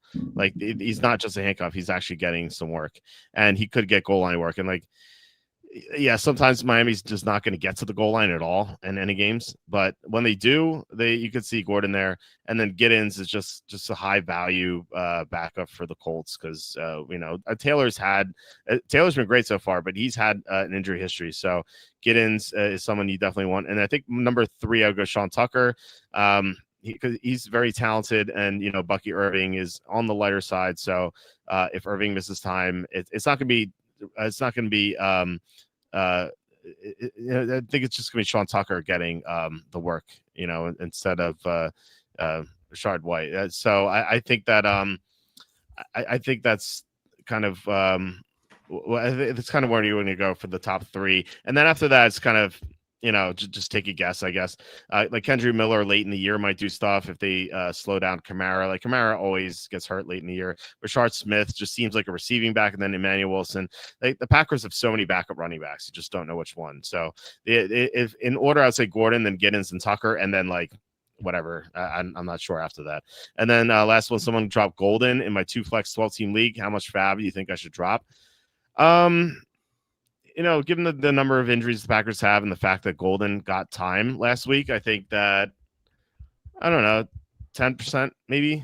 I think it's worth it. Maybe a little bit higher, depending on how bad your receiver situation is. Of course, that's it really depends on your roster. Like if you're loaded at receiver, then maybe you don't need Golden. But if you're really hurting, then maybe you want to go like 15% or something. Just make sure that you have that receiver with a lot of potential, on your team. And then how much do you think Russell Wilson has hurt his Hall of Fame chances? That's an interesting topic. I don't know. Does Russell Wilson get into the Hall of Fame? I think he. I think he does if he doesn't throw the interception and the Seahawks beat the Patriots and they have 2 Super Bowls. But I agree. Yeah, he only has 1 Super Bowl, and obviously he's never getting back there again. So. I think he does not get in. I don't think so. I think he's going to get some consideration. And maybe he's like one of those guys who gets in like 50 years later. Sometimes you see those like old players that like get in. They're like, oh, this guy played in the 50s. It's like, well, okay, he's just getting in now. Like maybe that's like in like 2090. Like maybe Russell Wilson's like using a cane like to get around. Like yeah, Russell Wilson, literally the best player in the NFL 80 years ago. Yeah. And like literally the best in the league. That'll be the quote on the bust. Yes. I don't think Russell Wilson gets in. So I don't think so either. Especially if I was correct about he never got an MVP vote. Yeah, that's true. Yeah. Then New England had big uglies up front to stuff Marshawn if they hand it off to him. Well, here's the thing, Kim Eagle. The the whole thing is the Patriots had a timeout and there's time left on the clock. How much time was left? Like 40 seconds or something? I think 35. Yeah, 35 seconds. or something. So Like that. So what you do is you run the ball, even if they're going to stop the run. Actually, it's not a bad thing if they stop the run, because it was what, second down. So you run with Lynch, they stuff him. Okay, so fine, that's fine. You make them waste their timeout, because if you score right away, then the Patriots get the ball back with a timeout. And then even on third down, you run. You still run on third down, even if it's obvious. You run because you want to take like 20 seconds at least off the clock. So even if you get in the end zone, there's like 15 seconds left and no timeouts for the Patriots. Now, I say that we saw Mahomes in 11 seconds, but like still, it's very, very difficult for a team to score like that. So you need to take the time off. You need to take the time out off, the time and the timeout. You have to eliminate that stuff.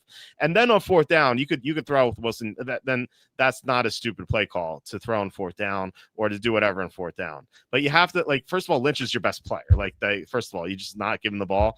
But second, you have to eliminate those things for the Patriots, because even if you score, like, think about it this way: if the Seahawks score there, if Russell Wilson throws a touchdown, there's 35 seconds left in a timeout. I think on the live betting, I think the Patriots are still favored on the money line. Maybe not like a crazy favorite, but I think they're probably like minus 120 with 35 seconds in a timeout. All they need is a field goal. Oh wow, I don't know about that. I mean, I don't think they'd. I think they'd be. I don't think they'd be a favorite, but I think they'd. I would bet. Really? If you give me even odds on both, I take the Patriots in that spot. Like, Tom Brady's just unbelievable fourth quarter. Yeah, I mean, I 35 seconds and 35 seconds is an eternity for him. He got that in the first Super Bowl win. He got that win by driving down the field with what, like 40 seconds left, and he had Nate Wiggins catching passes. Mm-hmm. The Troy Brown was his top receiver. Wait, they only needed a field goal, right? I'm not making that up, right? Correct. Yeah, because it was 20. The Patriots won 28-24. So. Right. In the Super Bowl against the Seahawks. So if they had scored, assuming they would get, it was old extra point too. So you had to believe they're going to make the extra point. 31-28 it would have been. Okay. So it would be, a field goal to tie. Okay. Yeah. So, I think the Patriots are favorites. If I'm making the line, I make the Patriots a favorite to at least force overtime. Okay. Because we've seen it before. How many times has Brady done that in his career? I know. Like, you're not stopping him. The Seahawks weren't stopping him the whole quarter anyway. Man, Brady's gotten so. I mean, I'm not trying to hate on him, but like, he's gotten very lucky too. At times. Well, I mean, you're gonna have to at some point. Everyone gets. You can say everyone gets lucky. Yeah, but he's had some. He's had some. Yeah, he's had some big ones though. Yeah. He's had some big ones. Yeah, I guess. I was about to ask the Hall of Fame question. What about Stafford? The thing, here's the thing with Stafford is, like, he is what, 9th all time in passing yards now, and like, he's going to get up there. Like, hold on, NFL all time passing yards. The people who vote for the Hall of Fame like love this stuff. Stafford's 10th all time. He's 60,000 passing yards. He is He is 800 yards shy of Dan Marino, who used to hold the record. Wow. That's crazy to me. He's going to pass Marino this year in a few weeks. He's going to pass Matt Ryan later this year, and maybe Phillip Rivers, and also Aaron Rodgers is still playing. And then, so if he plays next year, he's going to pass Ben Roethlisberger. So he's going to be 6th all time next year in passing yards. Like, you don't keep a guy who's 6th all time in passing yards out of the Hall of Fame. They're never going to do that. So Stafford with a Super Bowl win. And who knows this year, but like, if he retired today, well, he wouldn't be 6th then. But let's just say, like, he doesn't do anything in the playoffs this year and ends up 6th all time in passing yards. They're going to put him in. The NFL Hall of Fame people love stats, and they're just going to see that the 6th all time passing yards. You have to be in the Hall of Fame. Yeah, I think so too, especially now that he did win that Super Bowl. So I mean, I don't see him not getting in. Hey, real quick, unrelated. Did you see that stat on Kyler Murray on the game last night? And it was like, And it was like, oh, like worst record, like in division, like to start career, or second worst ever, and like the worst record was Rick Mirer. Remember Mirer? I was like, Rick's like Swallow in the mire. yeah. It's like, why are you gonna bring Mirer into this, man? Like, Meyer's like watching TV with his wife, like enjoying a beer and like seeing his name. It's like, oh no, why again? Yeah, I know. It's like, dude, he probably has decent money. You know, he didn't have a great career, but like he's probably just like, oh, I want to relax, just enjoy a game. It's like, dude, you got to bring that stat up. That's like a quarterback like hardly anybody would remember too, like especially like younger, like folks who are like 10 to 20 years younger than we are. You know? Yeah, I mean, Rick Mirer. One of Chris Berman's better nicknames. Rick likes to wallow in the mire. Oh man. Giants upset the Chargers. We'll see. I don't know. I mean, crazier things have happened. On the last follow-up, would Russell Wilson be a Hall of Fame lock if his name was Russell Manning? Probably. He'd probably be in the Hall of Fame for sure. Oh yeah, they love the nepotism in the NFL, or anywhere, I guess. Seahawks' best pass rusher got hurt and was out there. Quarter Brady hit all day back there. Yeah, Brady was just tearing apart of the defense. They were gonna they were going to score again with 35 seconds in a timeout. It's a lock that they were going to kick a field goal outside of like a fumble. Like the Seahawks were not stopping them. So now 15 seconds and no timeout. That's a completely different story. Yes, Walter, I'll have whatever Nino's smoking. Well, you know what? I wouldn't discredit Nino too much there. I don't know. I'm probably not going to do anything with that game, but I wouldn't take the Chargers. Like I said, I wouldn't take the Chargers in Survivor. That's all I'm going to say. They'll win. They'll win. Okay. Well, we'll see who's laughing next week, huh? I'm probably not going to put anything on it. So Stafford supported both Calvin and Kupp. I think he has to get in. Yeah, it's such a shame that Calvin retired early. You know, it's like Barry. You know, Barry retired way early too. So it's Detroit has a history of that. Stafford is a quote unquote bad back. Yeah, what happened to that? There are reports in August saying he couldn't walk, and they should be 3-0 right now. Seattle losing overshadowed the great catch by Jermaine Kearse. It would have gone down as one of the greatest Super Bowl history. Yeah, that was an awesome catch for sure. 8-21 in the NFC West. See, that's the thing I talk about all the time. Kyler Murray can't beat good teams. Arizona crushes bad teams. They always lose to good teams, and the reason why his divisional record so bad is because the NFC West is really good. Like the Niners have been great for a long time now under Kyle Shanahan. The Rams have been a great team ever since Sean McVay took over. And then you have Seattle, who's they've been up and down recently, but mostly good. You know, so that's why he sucks in the division. It's not because he like chokes in the division. It's because like he can't beat good teams, and division's good. Like if he played in the NFC South, he'd have a great divisional record. Yeah, that's probably true. I don't know. Yeah. So Russell Wilson called 2 timeouts on that drive and a dead ball, so they could run the ball 3 more times. Coach said they wasted the second down pass that got intercepted. It's such a. I'm going to talk about this forever. Like it's such a stupid play to throw. Like even if you catch them off guard, you score a touchdown. Who cares? The Patriots are still going to win the game. Like you have to take the timeouts. And if I'm the Patriots, I let them score if they run the ball. Just so like because 3 chances to stop Lynch. It's not 1 shot. Okay, you can man up and stop 1 shot on Lynch, maybe 2. Like 3 chances with Lynch. Lynch is getting 1 yard on 3 shots. You know, it's such a stupid play to call pass there. Like it's whatever. Oh, Parrot 199 super chat. Thanks. This is for the Giants. Okay. Thank you, Parrot. Wow. You have to bet 199 on the Giants. Yeah, I can't. That'll be great. Thank you, Parrot. Appreciate you joining, man. Thank you, Parrot. Really appreciate it. Thanks. Yeah. Just wait for Parrot.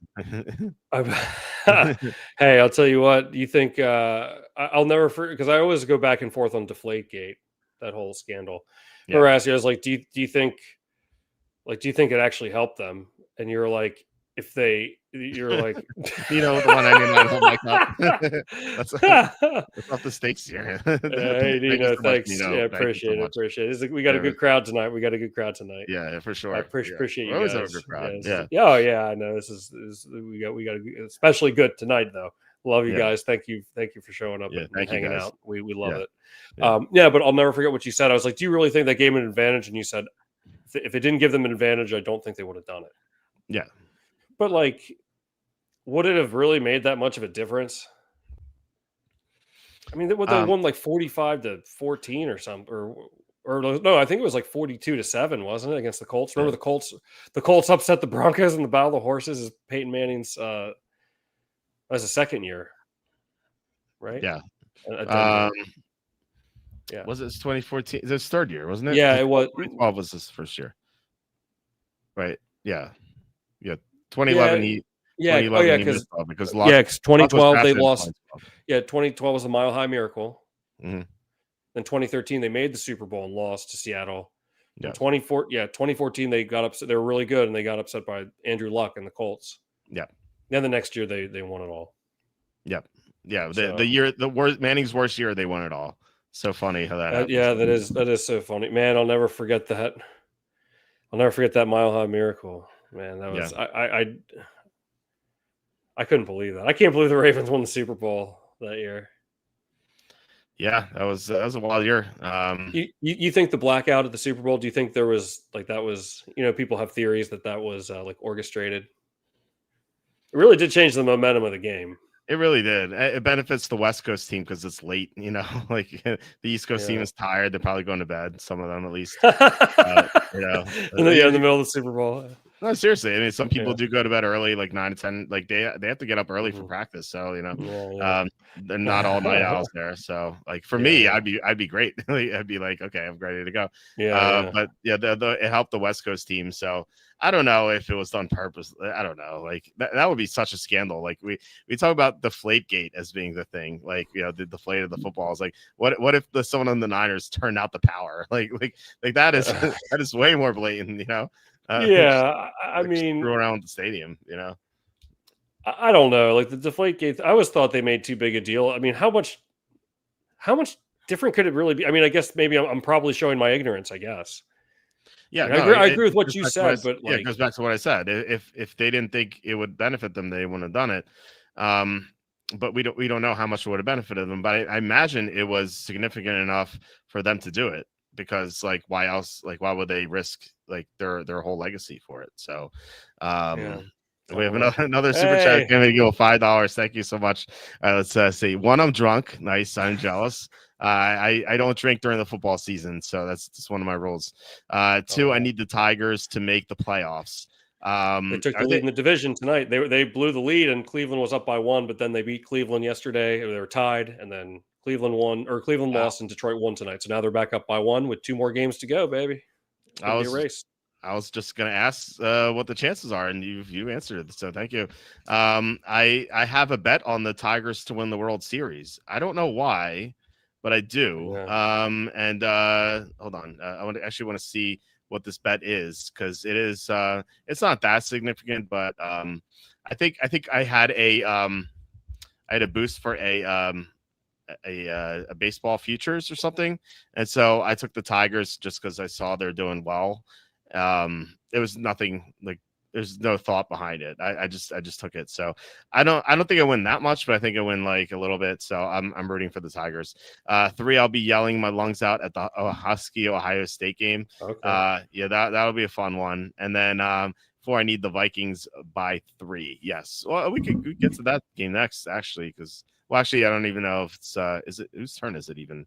Hold on. To give you the conspiracy, $1 billion industry just happened to have a power outage during the Super Bowl while Ray Lewis is retiring. Definitely not rigged, man. How could you? How could you? So, yeah, I don't know. I mean, look, I went to New Orleans a lot that year. Well, I was in New Orleans for about a week that year because I was visiting my girlfriend back then. She was going to Tulane. This is a girl I wrote about in my first book, Emily. So it was a pretty serious relationship. So I was there, and like New Orleans was in rough shape, just still from Hurricane Katrina. Like even driving there, and I rented a car, which is I don't know, that was really before Uber and stuff. I rented a car.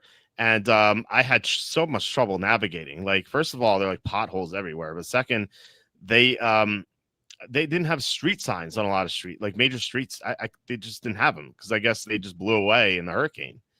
And I just didn't know where I was going. It was so frustrating driving there. So like Yeah. given like the city was in such bad shape, it wasn't even 10 years since after Katrina, you know. Mhm. So I wasn't surprised that there was like a power outage at the stadium, just because like Mm, the city was just still in such a rough shape, you know. okay. Fair. But I Oh, don't know, maybe I'm wrong. Maybe there was maybe they did do it on purpose. I don't know. yeah. Oh, wow, Chris. Oh, I got it wrong. The Tigers did lose tonight. Oh my God. They were weird. I swear I thought I saw it went fine. I was wrong. Oh my God. So Cleveland still is in the lead. They have the same record, but they own the tiebreaker. Holy cow. This is this is how bad of Sorry a about that. this is how like I don't even know what to say about this, because I bet the Red Sox tonight. I bet them at plus 109. They were lined like minus 120 everywhere. I got plus 109 Oh wow. at FanDuel, because FanDuel was giving us a 30% boost. So I what I did was I asked ChatGPT what the best baseball money line bet was that wasn't a high favorite, and it spits out like a bunch of stuff. Like it spits out like five. Like I asked for one, it spits out like five answers, and then I read all the stuff. I'm like, okay, that sounds like the best one. And then I look at public betting to kind of like corroborate it. Yeah, And yeah. so this goes, I look, I don't know anything about baseball. So if they're giving me a 30% boost, I think it's foolish not to bet it. Like unless you have like, unless you don't have any resources. But Yeah, yeah. so using ChatGPT, I was able to determine that Boston was the best line, or the best side to take for money line. And if you're being offered minus 120 and you're getting plus 109, like you have to bet that every single time. Because imagine getting plus 109 on a coin flip, and even like minus Yeah, 120 yeah. is not, even minus 120 is not a coin flip. It's like, but still, like if you got offered plus 109 on a coin flip, you'd be an idiot to pass that up every time, because even if you lost like four in a row, like you'd still make money long term, you know. So Right, anyway, right. my point is, I bet Boston at plus 109. Obviously, I won. I didn't even realize they're playing the Tigers. I remember reading all this stuff about Boston, like, okay, that makes sense. That makes sense. That makes sense. Okay, I'll take Boston. Yeah, money line, or sorry, the public public was like even, but there's a lot of money on Boston, so it looks like sharp Mhm. money on Boston. So I was like, okay, I'll take Boston here. And so I didn't even know that they played the Tigers. So Wow, wow, yeah, they blew, as Nina said there, they blew a 14-game lead in that division. You know, I remember I remember the year the Phillies won the division, or won the World Series in 2008. The Mets blew a 7-game lead with 17 games left, and the Phillies didn't win the division and went on to win the World Series. wow. But the only all hope is not lost for you, Walter. There have been, because you hate to see a team that was good all year and they kind of back into the playoffs, as could be the case for Detroit, or they could miss completely. Actually, if they, if you know, if the cards fall that way. But the 2005 White Sox did that. They started out really hot, and then I think like the last like third of the season they had a losing record, and they still won the World Series. So I Okay. know the momentum is a thing, but not all hope is lost. I have a small bet on the Phillies to win the World Series. I got them at 6-1. So do Uh, I. I'm at 11-1. oh wow, okay. I I just I got just bet it like maybe like a few weeks ago. I got this. No, I got this a very long time ago. I got it was a bonus bet to bet on baseball, and I bet it on. Let's see, I bet it on February 15. It's $10 to win 110. So let's go. Okay, yeah, yeah. I think mine's not much. It's like 20 to win 140. I think. That's funny. You Uh, win more. That's funny. yeah. So hey, here's check this out. So as I reported, I previously I have a parlay that started back during the hockey playoffs and the I remember NBA this. playoffs.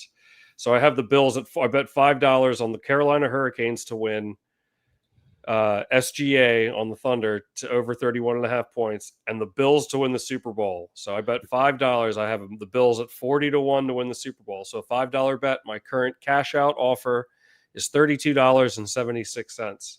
That's So I'm funny. getting like over 6-1 on the cash out, but it's just a small bet. So I think I'll just Oh, go. you got it. Just kind of Just hold it. hold it. Of course. Yeah. Yeah. You can always hedge it. Like don't cash out. That's it's Yeah. always it's Absolutely always a bad not. it's always a Yeah. bad idea. I'm trying to figure out how much what I have on the Tigers. So I definitely have the Tigers. I don't know. Mhm. Like I just forget what sports book I have it at. That's the problem here. I don't know if it's on like ESPN Bet or something. It is ESPN Bet. I have the Tigers. This is another bonus bet. I had a bonus bet for baseball. So I bet Tigers to win the World Series at 9-1. Wow. 20 to win 180. What are they now? I imagine not 9-1.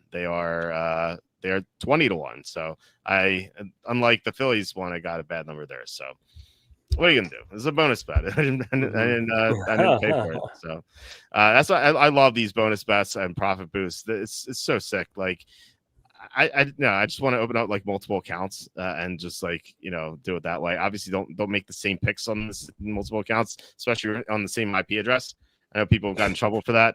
But you can vary. You can still use the bonus bets to like, I bet the Red Sox on one account, bet like the Reds on the other account or something. So definitely, I think that's could be a good thing. I love conspiracies. I love conspiracies. Oh, me too.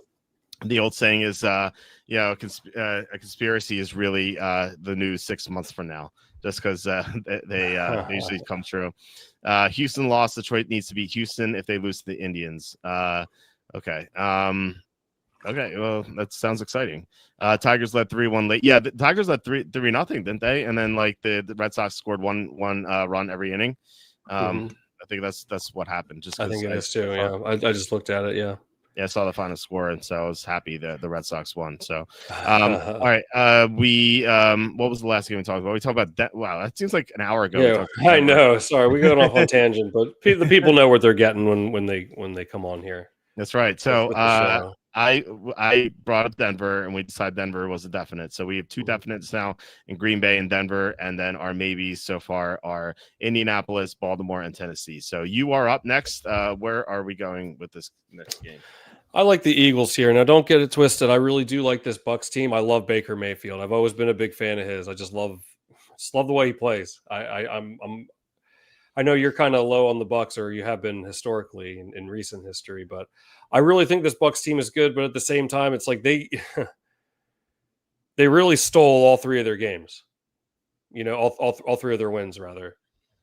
And I don't know. The Eagles just always seem to find a way to win. I think. I mean, the Bucs could I won't say easily, but kind of easily be 0-3. I don't have I think they're good, but not as good as their record indicates. I think the Eagles could win pretty handily here. And I don't know, that plus 3.5 at home looks tempting, but I think the Eagles are the move here. Well, I like the Eagles more earlier in the week because I've been saying this whole time that the past two times they played in Tampa, or the past 2 years they played in Tampa, the Eagles had a lot of injuries. The first time AJ Brown was out and they had all this turmoil in the locker room. And then last year they didn't have AJ Brown, Devontae Smith, or Lane Johnson in that game, and they got blown out. But like as I said, like, the turntables turn here because now Tampa has the injuries where I thought that they would have three linemen missing. Tristan Wirfs has been out all year so far, and Cody Mock's out, Luke Goedeke. So Tampa's offensive line ravaged by injuries. Mike Evans is now going to be out for a few weeks. Chris Godwin being out for a long time, and then Kalijah Kancey out. So Tampa has just so many injuries. But the injury reports tonight is a little bit more favorable for the Buccaneers. It looks like Tristan Wirfs is going to play. He is Tristan Wirfs was limited full. So 2 full practices to close out the week. So that's pretty bullish for him to play. Chris Godwin full, DNP full. So I guess that DNP was just scheduled maintenance, scheduled day off. So he had 2 full practices as well. So it looks like Chris Godwin's going to be back. Not that I think he's 100%. I think it's very foolish for them to play Godwin. I think he's going to tear his Achilles, kind of like Najee Harris did, because like the Chargers rushed Najee Harris back, and it was so dumb. So I think this is going to end badly, but not necessarily this week. And so like Tampa's not that injured. However, one thing that did interest me was that Baker Mayfield limited all week with a bicep injury. Not sure what to make of that. I would be shocked if he doesn't play because he's such a gamer. But still, if he's hurt, then that makes the Eagles look better too. So I still think I still would side with the Eagles, but I'm not necessarily planning on betting this game unless Wirfs is ruled out, and then the Tampa Bay offensive line is missing 3 starters against that defensive line. So right now for me, not really a bet, but I definitely would side with the Eagles though. Okay, we'll keep it on the maybe pile. Okay, I will be adding it to the maybe pile. So we have 4 maybes right now. Ibuka future's looking great right now. Yeah, Sure is. Congrats if you drafted Ibuka. Go Quacky. You have a Seahawks, Minnesota to Philly Monday line parlay. There you go. There you go. Houston Astros choking a 3-0 lead tonight as well. It's quite impressive. There we go. We need the Tigers to get in. All right. So you picked. You just went with the Eagles. Let's talk about the first game here. The dreaded Irish game. The Vikings are -2.5. So there's a couple things that are interesting here. So as you guys know, I love Minnesota this week. They're the better team. I don't think there's any question. Like, their defense is ranked number 1 EPA wise. The Steelers are just way down. Where are the Steelers actually? I just want to tell you guys how bad their defense is. Steelers defense is ranked 20th in EPA. They just can't tackle. They can't stop the run. They're just not doing anything defensively.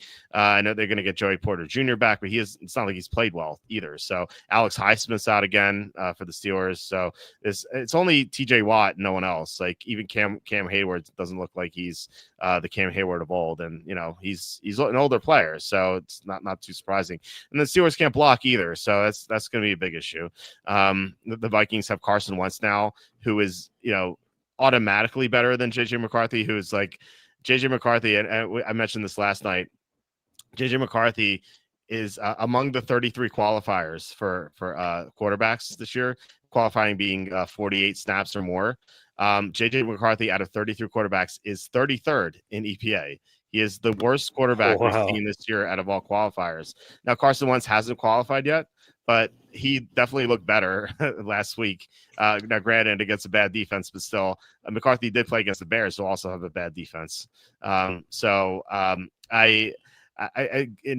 that the Vikings are also getting Jordan Addison back this week, and Christian Darrisaw returned. The one negative here for the Vikings is that Andrew Van Ginkel is going to be out. This is a fantastic defensive player, but Harrison Smith's back from, he didn't play the first 2 weeks, and it's kind of crazy that they've missed Van Ginkel for a couple games now, and they've missed Harrison Smith for 2 games, and yet they're still number 1 in defense. It's pretty wild. But then the Steelers. So I was like, I feel a little bit worse about the Vikings with Van Ginkel out. And then you sent me a text this morning, or maybe I can't remember when it was today, about it was you, right? You sent me the Aaron Rodgers quote. Oh yeah. I was gonna bring. Yeah. Do you want to say that you're the one who sent it to me? So yeah. Well, I got a notification and said said like Rodgers was irked, I think was the term that he used. Yeah. Rodgers irked by travel plans. Aaron Rodgers wishes Steelers had traveled to Ireland earlier in the week instead of arriving Friday.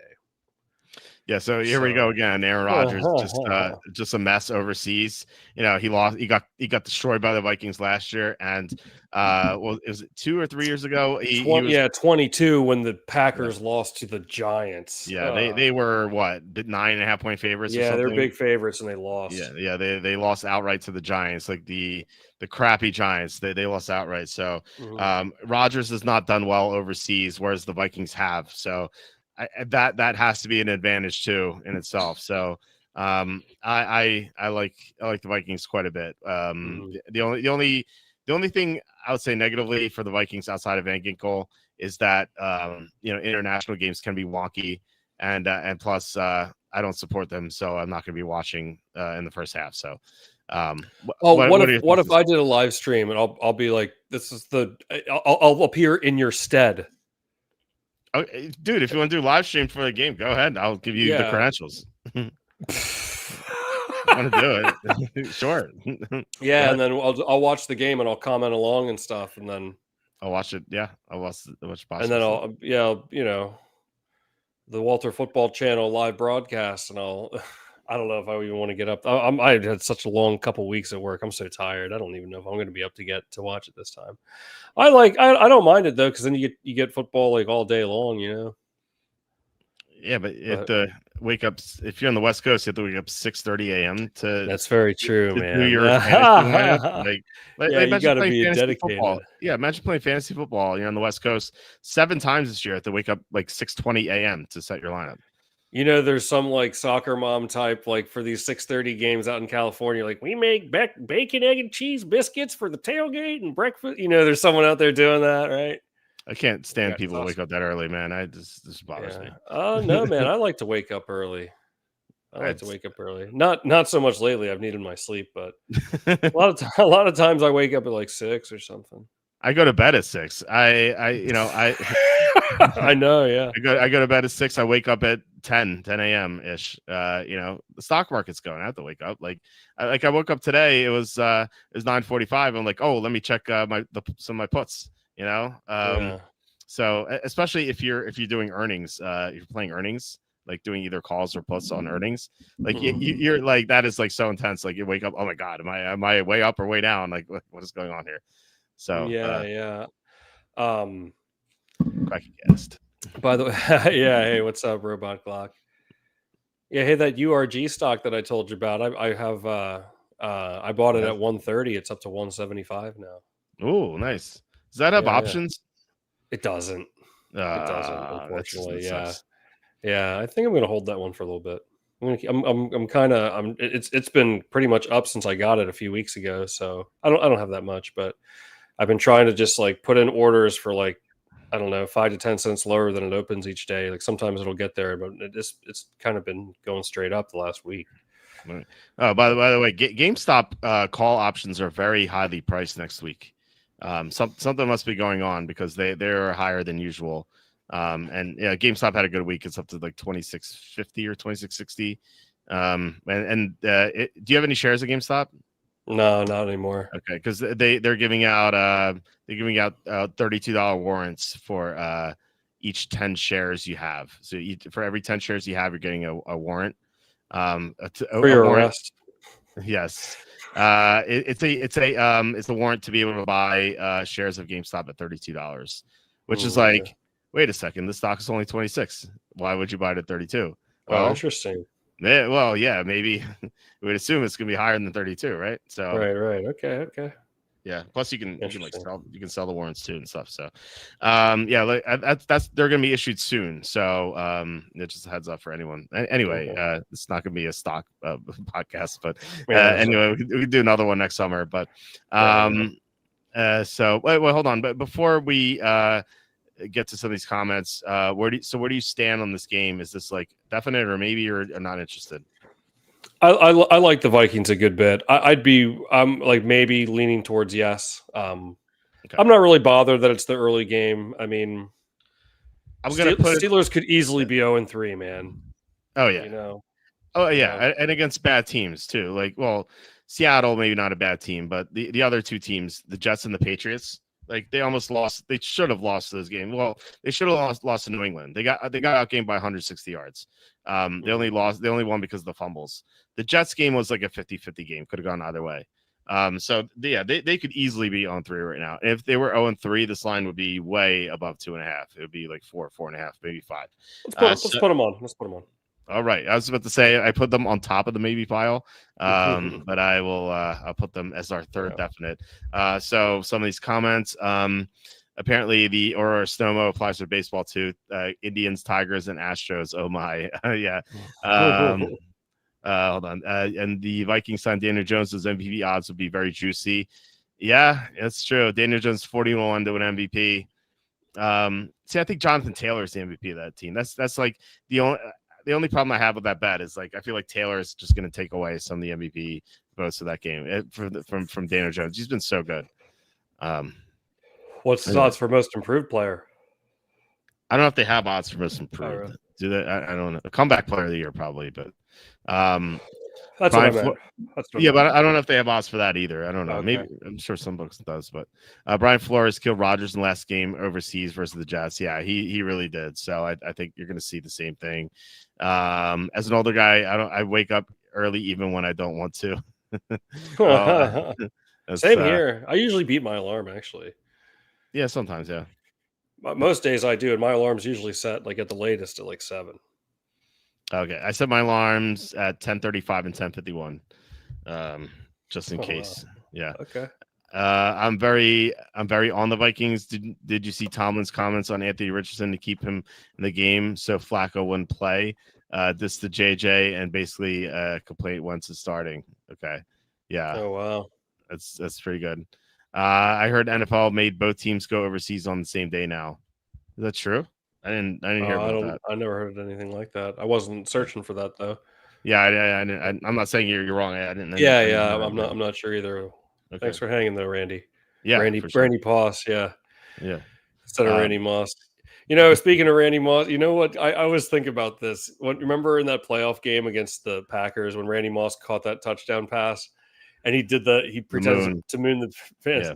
I love the line by Joe Buck.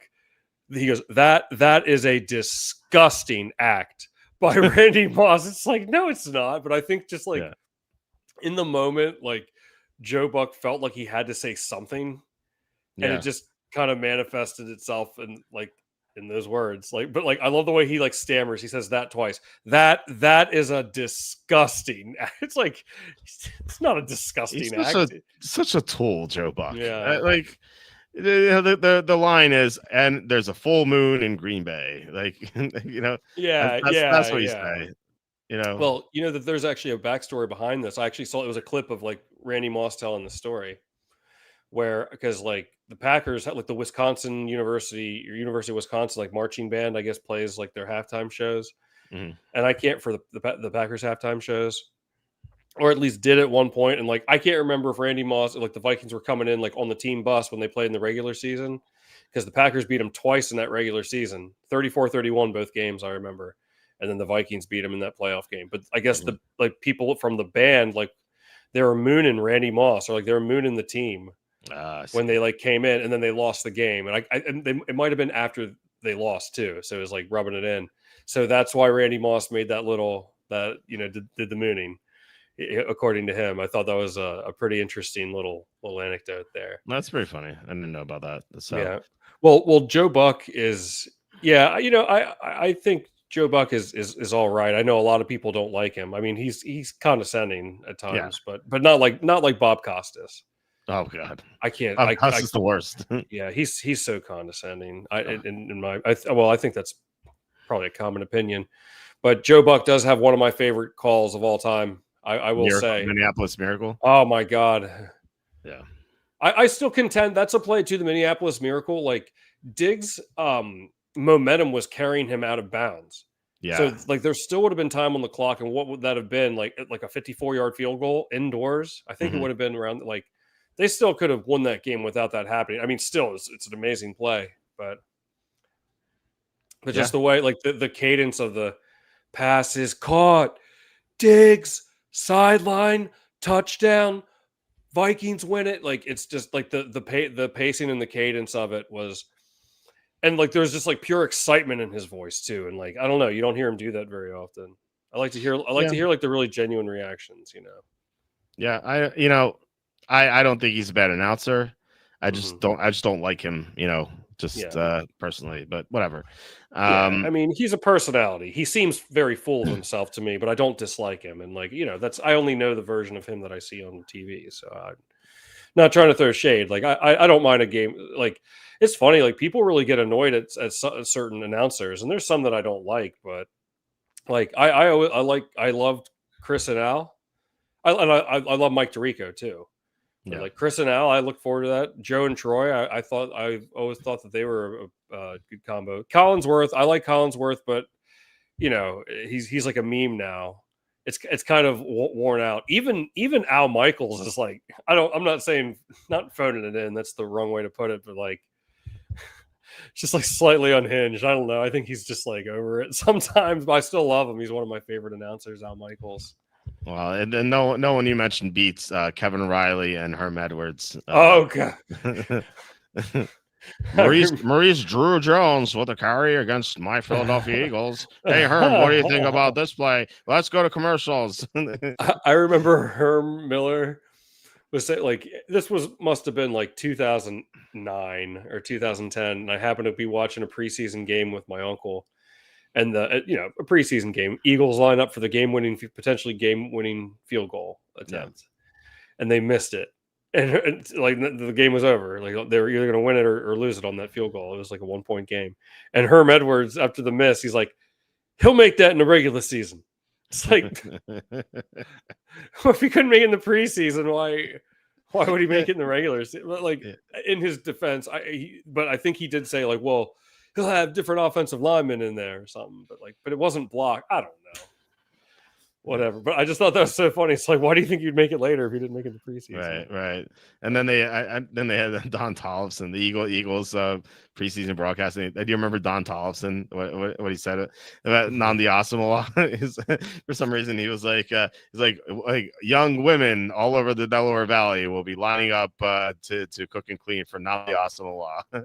Are you serious? He said that on the live broadcast. Oh my god, yeah. man! And he got arrested 5 years later for conning old people out of 6 figures worth of tickets. Oh my god, man! Yeah, he went to prison. I think he's out. I think he's out by now. But this guy, it's like one of the weirdest things to say in a live broadcast. I can't believe they didn't fire him on the spot for that. Wow. And then he like conned people out of 6 figures worth of this bogus tickets. People are like unbelievable, man. People are unbelievable. I know. That's why he's like a permanent spot on my Monday night broadcast conversation. Don Tollefson and Kevin Riley. The Eagles had some crazy announcers before they settled on their current guys are actually really good. Like they have Ross Tucker and I forget the other guy. He's like a nerdy guy.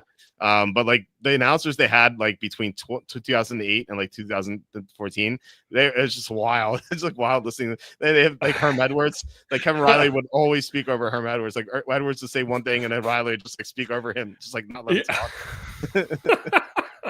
I miss that duo, man. Yeah. I'm pretty sure it was Kevin Riley. They had like a local show. I don't think it was the Donovan McNabb show, but it was like I don't know. I just remember this was like 07-ish. And I'm pretty positive it was Kevin Riley doing this interview with Donovan McNabb. It was around Thanksgiving time, and he's like, Donovan, he's like, what'd you have for Thanksgiving? And he goes, a little turkey lurkey, maybe. And then he's like, dude, this is the show. Kevin, you're asking Donovan McNabb what he had for Thanksgiving. Like, what do you think? Yeah, he would always say my Philadelphia Eagles.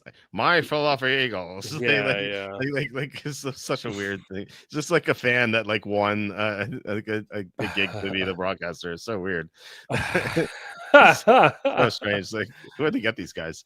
Anyway, I'll tell you. Anyway, you're up with because I said Vikings, so you're up with their next one. Really like this spot for the Lions, especially the Browns coming off a big win. Yeah, they have played well. They should be 2-1, but I don't know. The Lions seem like they found their footing pretty quickly here after the Green Bay game. I'm considering Lions for one of my survivor pools, which is going to be a popular selection, no doubt. But I don't know. I think this is going to be a blowout here. Especially the Browns coming off a win like that in a game that might have been rigged, in Detroit, that home field advantage that you love. Yeah. I think the Lions could win handily here. This is 3 for 3, Andy, then Evan, and now you. You guys all like the Lions. And I'm like sitting here on an island like saying the Browns have a chance here. Not necessarily to win outright. Of course, any team has a chance to win outright, unless you're one of the worst teams. But the Lions, I don't know. They're playing on one fewer day of rest. They're playing one of the best defenses in the NFL. The Browns have a sick run defense. Like they limited Derrick Henry to 23 rushing yards. They limited Josh Jacobs to 30 rushing yards. And the Lions love to run the ball. And if the Lions can't run the ball, then that means Jared Goff has to do stuff. And if Jared Goff has to do stuff, then like bad things can happen. Also Taylor Decker, their right tackle, he didn't practice all week. So they could be down a tackle against Cleveland's great defensive line. So I'm on the Browns. Like this is not a bet for me. This feels like the opposite of like the Chargers Giants, where I was on the favorite, you're on the favorite here. I don't know. Like this Browns team is not bad. They're not one of the worst teams in the NFL. I agree. The Browns. Yeah, I agree. they're not this is not the Titans, this is not the Panthers, this is not the Cowboys without Lamb. The Browns are they're not, I wouldn't say they're an average team, but slightly below average, I think. Yeah. And Yeah, hey, we're 2 for 2 picking them. yeah, look, they could be 2-1 very easily, and the one game they would have lost, they outgained Baltimore. Now, I mean, you, Evan, and Andy all made great points. I can't deny that, and I could be wrong about this. I don't have that much conviction on this game. I'm not betting it, so I'm not like opposed to it. If you really love Detroit, I'll put them on the card. But man, I don't know. Like, it feels like a lot's going against the Lions, and I'm like, off that Monday night win that was so big, are they really going to be focused for the Browns? One fewer day of preparation. I don't know. Maybe they will because Dan Campbell, because he gets his team up going. Like, but how do you go from beating the Ravens on the road to hosting the Browns? Like, it can't be. You can't be 100% for that, right? Especially if you were a day to prepare. I don't know. I don't know. Like, I'm arguing against everyone here, so maybe you guys are I right. mean, look, I think there's definitely merit to what you're saying. I don't know. I don't know. Where's the money going from what you can tell? I just think this is a good spot. I feel like people would be inclined to take Cleveland here, and so far we've done a good job reading them. It's like 55% Detroit. So okay, nothing nothing there really. Yeah. Okay, I mean, yeah, we don't. I mean, we disagree on that one, so we can find something else here. Well, we can put on the maybe pile. Like, if you like this enough, we can go for it. But you like Lions and Survivor, though, I'm sure. Not Circus Survivor, because they play on Thanksgiving, so you need them. Like, right, I'm not doing Circus Survivor though. Right. Yeah. If you're not doing Circus Survivor, for sure. But I do think there are better options this week, just because like, you can use Detroit a bunch, whereas like, I think this is like one of the last times you could use Denver. If you know what I mean. Right. So and they're pretty close to me, and plus you don't have that fewer day of preparation for Denver like you do Detroit. But yeah, I mean, like, you might be thinking like Circus Survivor, like they play the Packers on Thanksgiving, and you're like, are we really going to use them? Well, what if Jordan Love gets hurt the week before, and suddenly they're like almost a free square, for Survivor, it's a bad example because Malik Willis has done really well, but like, what if the Packers have so many, like, what if like they lose like 8 guys or something, like in the weeks leading up to the game, and they're just ravaged by injuries and they look terrible, so suddenly Detroit would look pretty interesting in a revenge spot on Thanksgiving. So yeah, that's a tough and different type of game, that Circus Survivor, where you have to pick 2 games. One, you have to pick a Thanksgiving game and a Christmas game. So, but I don't know. I do like Denver too for Survivor. I think that's I'd sooner take Denver over the Patriots, just because.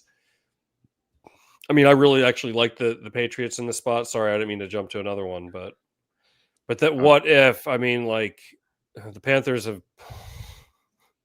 Oh, I can't back the Panthers, but like, I don't know. I think after the way they played the last 2 games, people might be more inclined to, to take him here. I like the Patriots there, but then what if the Panthers happen to play well again? I don't know. What if they found a way to win? But they didn't play well. I know, but they had well, let me find the numbers for sure.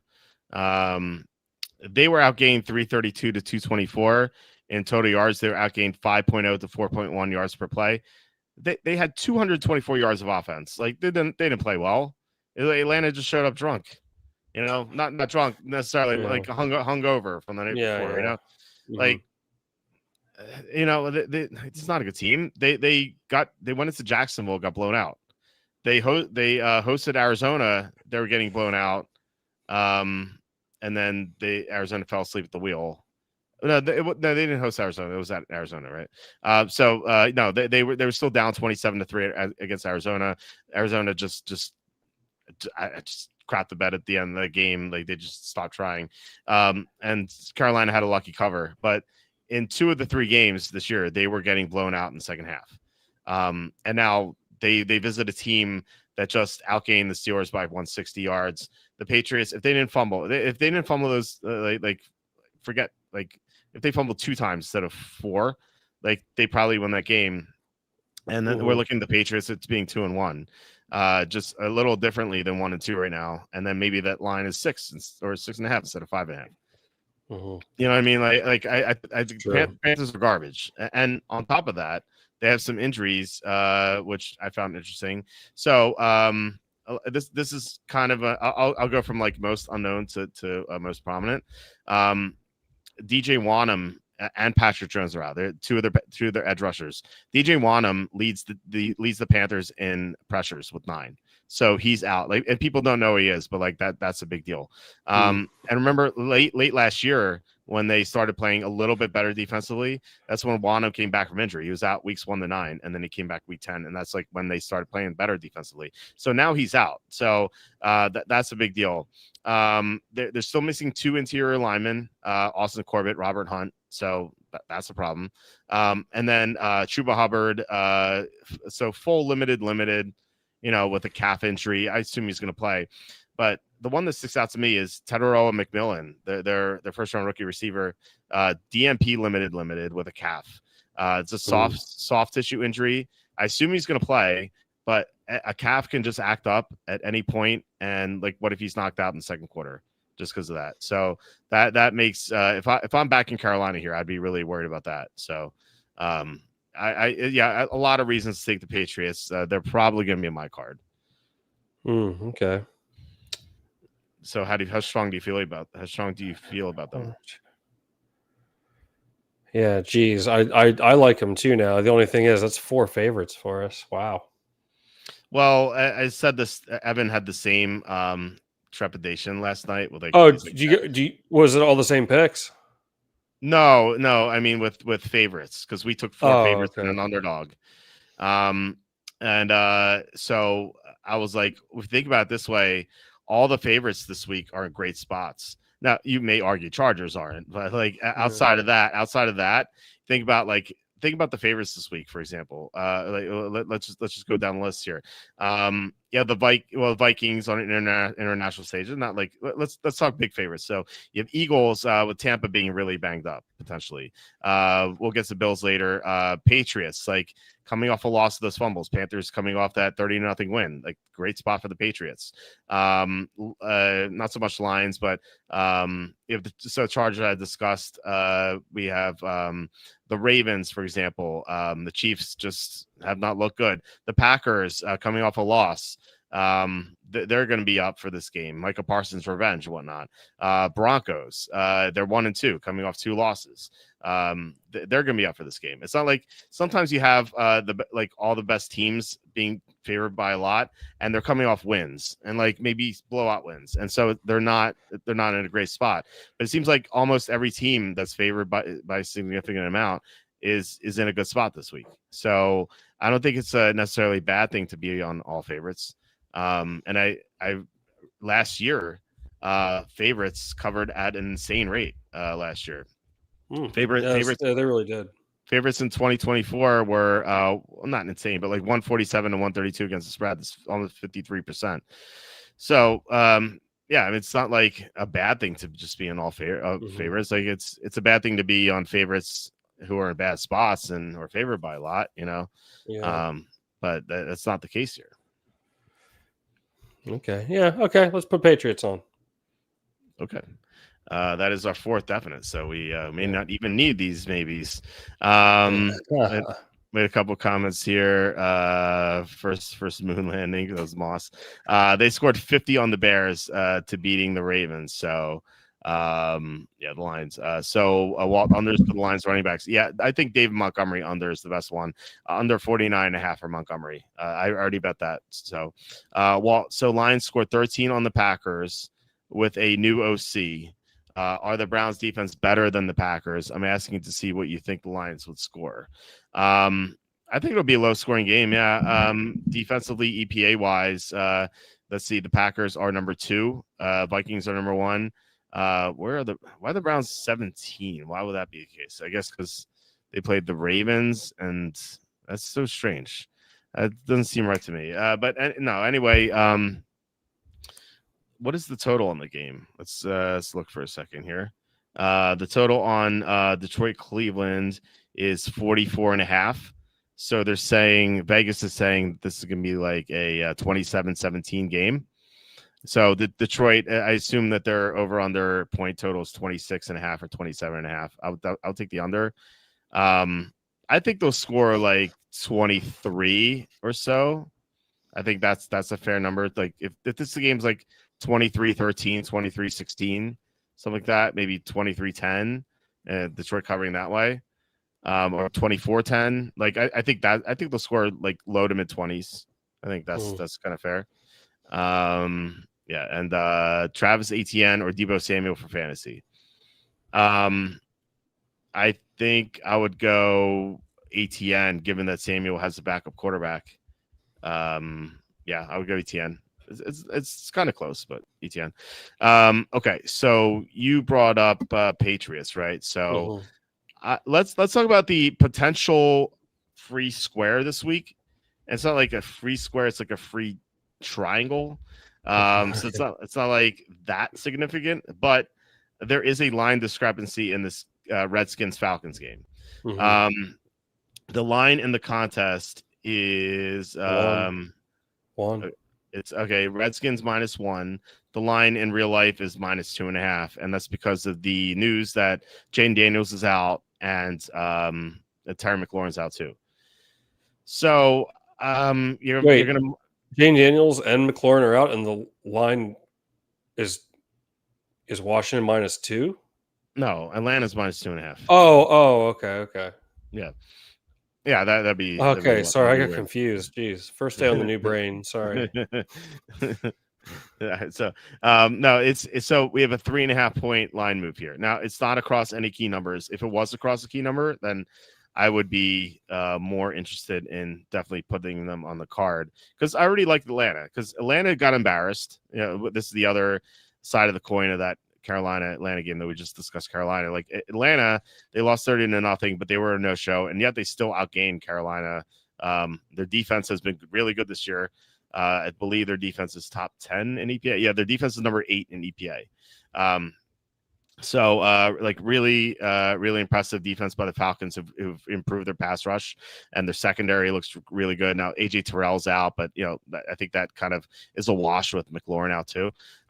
So I think Atlanta plays for pride here, and I liked Washington last week, given that I really like good teams with backup quarterbacks as long as they're not playing top 10 defenses.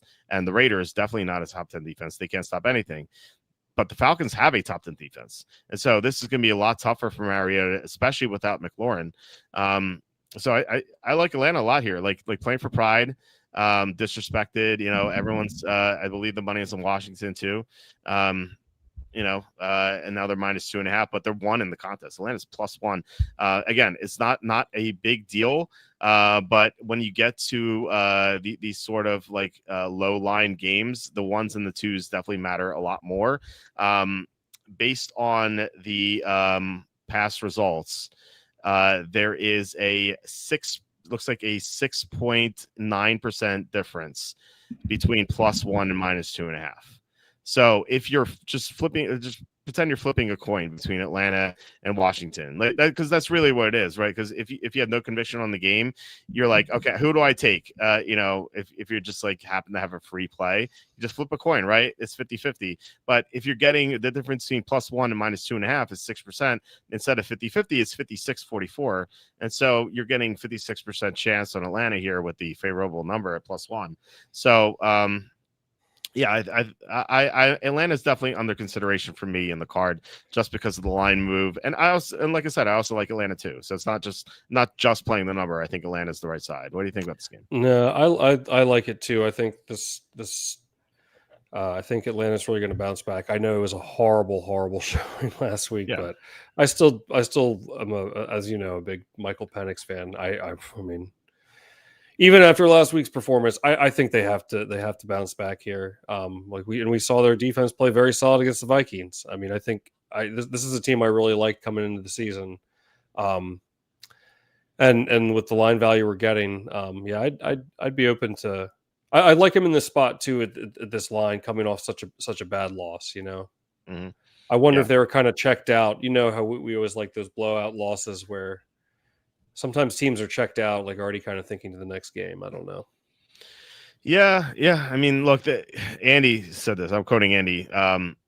2 weeks ago they went into Minnesota and won 22-9. Like this is the same team. It's not like they've lost a high number of players. Like, in fact, they haven't lost anyone. Their injury report is fairly clean. They currently don't have anyone on the injury report except for AJ Terrell. That's it. And like I said, it's kind of a wash with McLaurin out. So, they might be in my card. I think they probably will be in my card. I haven't finalized it yet, but yeah, I like them too. You want to put them on? Yeah, I mean, that means we have 5 definites. So, and we still have games to talk about. But so, okay, well, let's. I guess we can just kind of finish it out. There's, okay, go ahead. I think it's your turn, right? Or no, I recommend Atlanta. But Ryan asking, what NFL team do you support?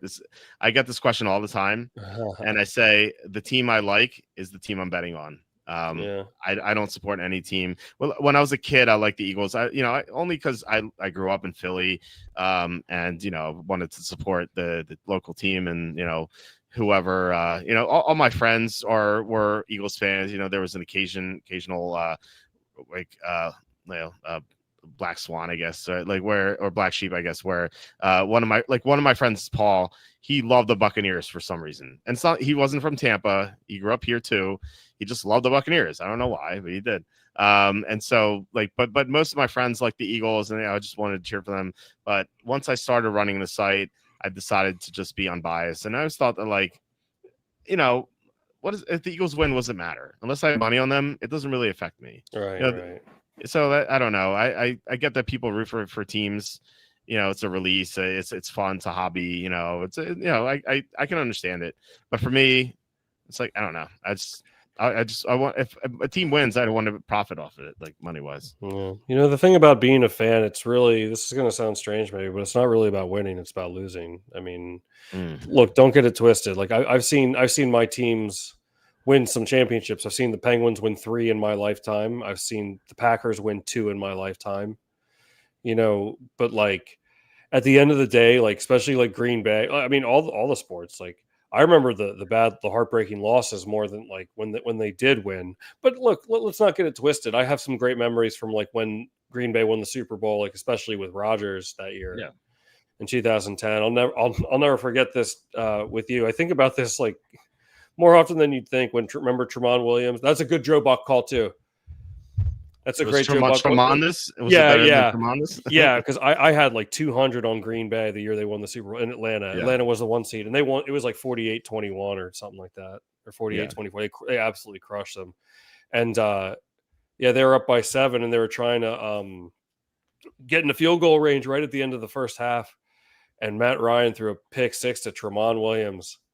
And then I texted you. I was like, "Oh my god! Like, can you believe that? Because you like Green Bay too." And you just wrote back, "It was tremendous." That was awesome. I was so happy. I had $200 on them. I bet on the Packers every round that year, and they won every time. Yeah, it was great. No, obviously as a fan, I was very happy.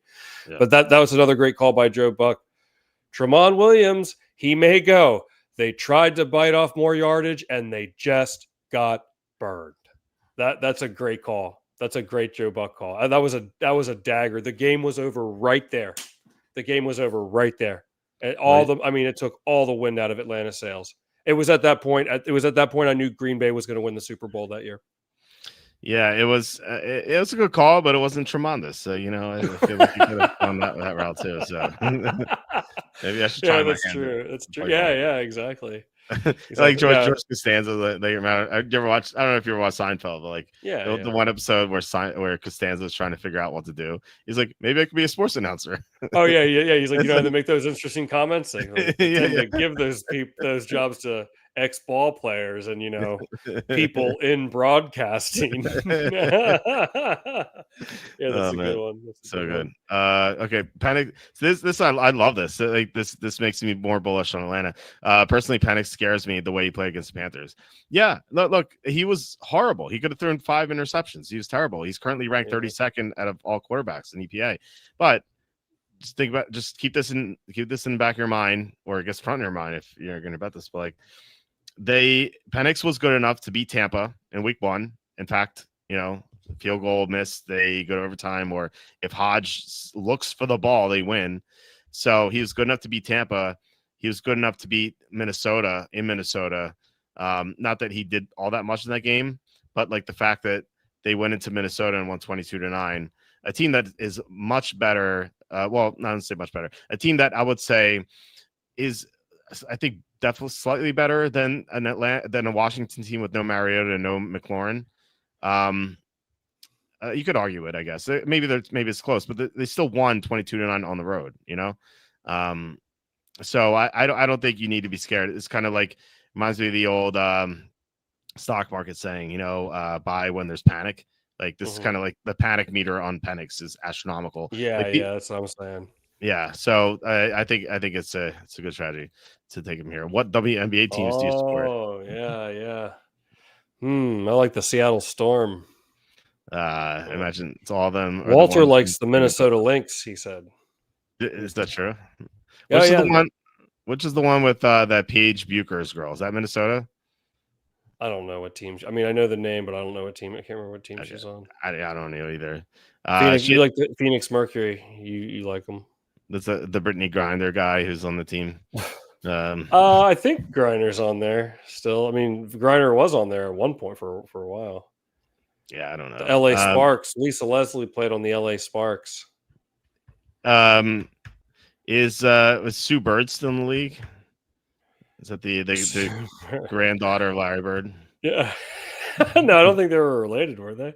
I thought they were. I thought that was his daughter or something. No. Oh my God! If she is, and I didn't know that, I'll flip. I don't know, man. I had no knowledge of this outside of betting unders in the fourth quarter when it's blowout. Oh my God! Yeah, I don't. Sue Bird with Larry Bird's daughter-in-law. Oh, you like the New York Liberty? You said. Rebecca Lobo. Remember her from the 90s? I know the name. Yeah. I can't say I remember her, but I know the name. You got to know your players, man. They don't. No, you just got fourth quarter unders and blowouts. You got to know your depth charts, bro. Come on, get with the program.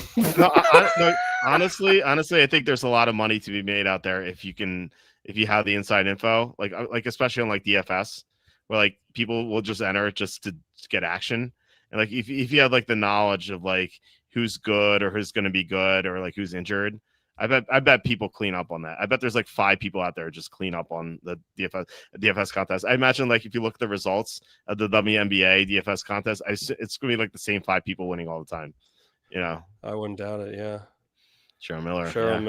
Didn't Cheryl Miller score like 120 points or something in one game? Reggie Miller's daughter. Yeah, it was his sister, not his daughter. I know. Cheryl. Yeah. Or I think they used to chant Cheryl. Is that his twin sister? Because they look the same. I can't remember. I don't know. I don't know. Well, I mean, they're brother and sister. They're going to look similar. So, but I don't know if they're. That's true. It looks like if Reggie put on a wig, like you look like Cheryl. A lot of people didn't like Reggie Miller. I liked Reggie Miller. No, they're not. They're not twins. Reggie's Cheryl's younger brother. Oh, I thought Cheryl would be older or younger. That's interesting. It's not that interesting. But anyway. Well, I think like Reggie kind of lived in her shadow. She was, as far as like accolades went, Cheryl Miller was breaking like every women's basketball record, and like Reggie was very good and a highly touted prospect, but. I saw it on a documentary, and like Cheryl Miller scored like 100 and something in one of her high school games or something. I don't know. He was not living in her shadow. Come on, man. No one cares about WNBA records. No, but I'm saying like growing up, they would be like they would kind of pick on him, like, oh, like, and Reggie hated that. That's why he was like a trash talker or something. That's why he got so good. Yeah. Something like Um, that. well, are you betting the USA to lift the cup at plus odds? Yeah, they're plus 230 apparently. I don't know what happened there. What cup? Usually World Cup or Stanley Cup this year? the Ryder Cup, the Ryder Cup. Oh, the Ryder Cup. Dude, bet the U.S. to win the World Cup next year, man. I promise they'll win. Is the World Cup even next year? I think so, because it was 14, 18, 22, and it's going to be 2026 next summer. It's less than a year away, man. Yeah, we're in the second half of the 20s. How about that? Oh God, we're getting older, man. Yeah, actually, we're already in the second half of the 20s because 20 to 24 is the first half, and 25 to 29 is the second half. So we are already in the second half. So it's gonna be 2030 before we know it, and we're gonna be staring at 50. It's gonna be more upset. We're gonna do more reminiscing about stuff that happened. We know each other for 35 years, Tom. Already. Yeah. My God, man. Yeah, time's going by so quickly. Sometimes you forget, like, you're getting older. Like, some of the people I work with, like, weren't alive when 9/11 happened. They're so young, and it's just like, it's 24-year-olds. Yeah, exactly. You forget. Like, I have a cousin. He's like, I mean, this guy's like Captain America, like Army, like West Point graduate. I think he's going to be like a ranger school or something. Yeah. And I asked him, I was like, how old are you? Like, I can't remember. I asked him, but he was, he told me how old he was. I was like, so you weren't alive during 9/11, huh? And he's like, no. He's like, I read about it though. That's wild. Like, in history crazy, books man. in class. Yeah. Yeah. I was in 10th grade. Yeah, I was a sophomore in college. You know, it's crazy. My kids weren't alive during COVID, so they were like, that's true. Yeah. Like when Conrad, my son, is he's 3.5. When a couple of years from now, he's gonna be like, Daddy, what was COVID like? Like, it's gonna be like, wow, man, I'm so old. Yeah. Wow. Yeah. Seriously. Well, there was this. I have this kind of like interesting story to share about 9/11. Okay. And so I was in the 10th grade when it happened, and I was in like my graduation project prep class. And I think we were waiting for the bell to ring. So like the teacher had stopped teaching. We were just like kind of hanging out, standing around and talking. While hey, real quick, Ryan, thank you for the Thank you so much, Ryan, for your 499 super chat. Really that. appreciate it. He says you're an Atlanta fan this week. Yeah. The Go Dirty Birds have been a long time fan for 3 days. Yeah, exactly. Keep up the good work. Found your channel this all season, been very helpful. Thank you. Really appreciate you tuning in and contributing here. It means so much because these YouTube ads pay nothing. I say it all the time. It's true. So so cool you found this channel, and I hope you stick around. So thank you so much. Yeah, hey, this has been a great show. We've got a lot of new faces in here. I'm loving it. We're at 2 hours 25 minutes. Let's keep going, man. This is 24-hour stream, baby. This is a great show. Oh yeah. We always joke about that. Yeah, we're joke about that, but we're almost 1/8 of the way there. Yeah, exactly. So anyhow, when 9/11 happened, I remember the teacher, like we were just hanging out. She's like, just hang out and you can talk quietly like until the bell rings. It was going to ring in just a few minutes. Mm-hmm. And she had like left the room, and all of a sudden, like we're just all talking, and she rushed back in. And the way she said it, she's like, "I have to turn the TV on. Something is happening." And like the TV wasn't on yet, so I was like, I thought the way she said it, I was like, it was so weird. I thought it was going to be like she was like hamming it up for like some corny school announcement that was being done in the AV room, Yeah. And then she turned the TV on, and of course the towers were hit. And I'll never forget, I always think of this kid that was in my class. He was like a kid. He was a bit of a troublemaker, and he was a class clown, and he was pretty funny most of the time. But like sometimes he didn't know when like enough was enough. So like we're watching like the Twin Towers get hit, and I'll never forget, this kid was in this class, and he's watching the TV, and he goes, "Cool." And I'll never forget, our teacher turned around, like she had her back to us, and she turned around and she's like, "I don't know who just said that, but this most certainly is not cool." No. And I think, and as terrible as that is, like obviously he shouldn't have said that, but like I think like he was like a class clown, and I think like when you're like a funny person like that, like you're gonna tell some jokes that miss.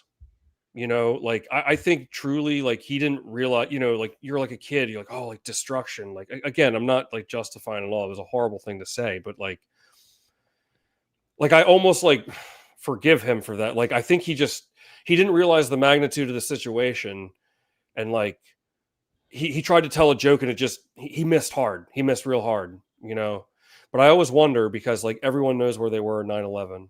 Yes. I always wonder if that kid thinks of that every time he thinks of 9/11.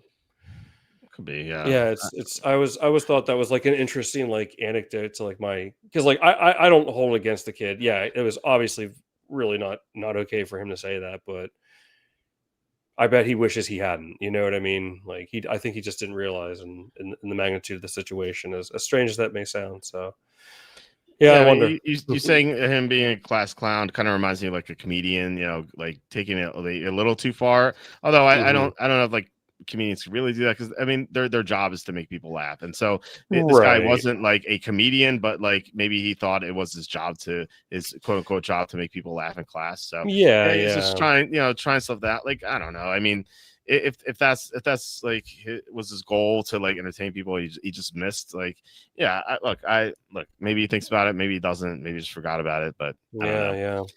I wonder, because that's a psychology thing I learned in flashbulb memory. When there's like a very like major event, like you always like kind of remember where you were, sort of thing, or like a traumatic Yeah. event. Yeah, Like no, everybody. I woke up, and this is back when AIM was still a thing, and I was eating Pop Tarts, and my friend John, who I've known him since I was like 6, so he eyes me, he's like, Walt, did you hear the news? And like the news last night, the night before 9/11, was Michael Jordan was coming back. I'm like, yeah, Jordan's coming back. He's like, no, turn on the TV. I'm like, what channel? Oh And wow, he goes, any channel. I remember forgetting. I'm wow, like, oh my god, what is this? It says any channel. And so wow. my roommate Dennis, who's actually the web Yeah, I developer, know Dennis. he's the web developer on my website. So I turn on the TV. He's like, well, turn it off. I'm like, dude, you have to watch this. And like he's like groggy, like waking up, and he's like, holy yes, and like Hmm. we're just watching it. And yeah, I was not doing well in this math class. It was like Calc 2. And so Hmm. I had to go to it. And so I didn't know if they were going to cancel the class and didn't get any notification. And like half the class was not there. But like the Hmm. teacher taught as if like nothing happened. I remember Wow. thinking, like, did this guy not even know what happened?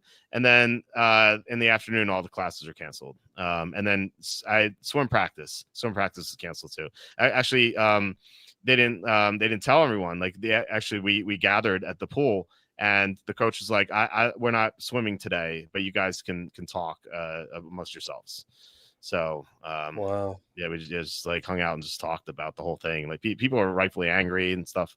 Yeah, It yeah. was crazy. So yeah, Yeah, that's I insane. remember um someone I know was a teacher um at a school on 9/11. They told me this story. This is I don't want to open up the whole, because we've been talking about conspiracies, but I don't want to open this can too far, because that's not what this is about. But my aunt ran into the or my I said it was my aunt. She ran into the office, and it's like the Twin Towers just collapsed.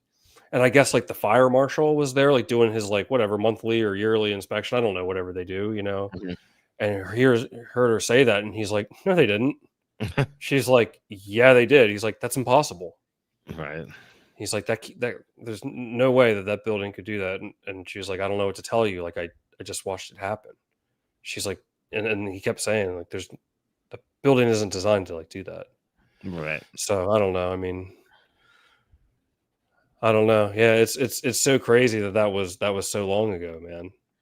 It's Yeah. we just said 20 Quarter cent- 24 years ago. Holy cow. Yeah. The kids turning 24 today were not alive for it, which is insane. Like Yeah, and these people are all tending the workforce now. You know, yeah, that's so crazy. Like they're able to get into bars. They have been for several years. Some of for them. 3 years. Yeah. Yeah. Yeah, like I said, Holy no, they're cow! in the workforce. There are managers, some places. Yeah, yeah. Do you remember that scan? Remember Gary Condit and Chandra Levy was happening that summer? Remember Chandra Levy? She was like I don't remember this. murdered, and like I think she was having he was a Gary Condit. He was a politician of some kind, and it was all over the news like that summer. It's like she died, and it's like he looked. There was a long shadow cast upon him. It wasn't. I can't remember the specifics because I was I was 13. I wasn't following it that closely, and then 9/11 happened, and like you never heard that story ever again. Yeah. Yeah, you could look at it. Was a big story. Chandra Levy was the name of the girl. She was like an intern for him or something, and yeah, she died, and like there was like foul play, and yeah, it was all over the news. It was all over the news, and then as soon as 9/11 happened, you like never heard of it again. Yeah, Crazy. That's great. I mean, of course, Yeah, which I would suspect, of course, but it's wild. Holy cow. Yeah. All right. Well, let's let's go back to some of these comments. Yeah. So half 12 team, half PPR. Is it 1-2 12 team PPR, $2? Murray, CMC, Jacobs, Judkins, Benson, Harvey, Charbs, JSN, London, Rome, JMO, Travis Hunter, Henry Ingram. Any 2-for-1 trade ideas? Well, I assume you want to get a better quarterback because Murray's, against good teams, he's kind of craps the bed. Like you're kind of like you're on borrowed time with CMC because he's going to go down at some point, and you have Benson, Jacobs, Judkins, Harvey's eventually going to be good. Sharps is fine, So if I don't like, you can't go CMC and someone for Josh Allen. That doesn't make any sense. So, maybe trade CMC for like Jalen Hurts and something good, something like that. Or you want to buy, you want to sell high. So I wouldn't trade London. Like London's going to bounce back. You could Roma Dunze's value, I think, is an all-time high. He's going second round in week 4 onward. So you could trade like Rome and maybe Roman Benson for Josh Allen, Lamar Jackson, something like that. I think that's a little interesting, but yeah, you definitely need a quarterback there. So, so don't worry, no apologies. It's Golden and Ayo Manor were just dropped in league, so I need to make a trade. I see what you mean. So, okay, yeah, no, something like that I think makes sense. You need to get better quarterback. Chris is saying, "You do fantasy?" Yes, we do everything here. He only does final fantasy. You pick your lineup for all games. Yeah.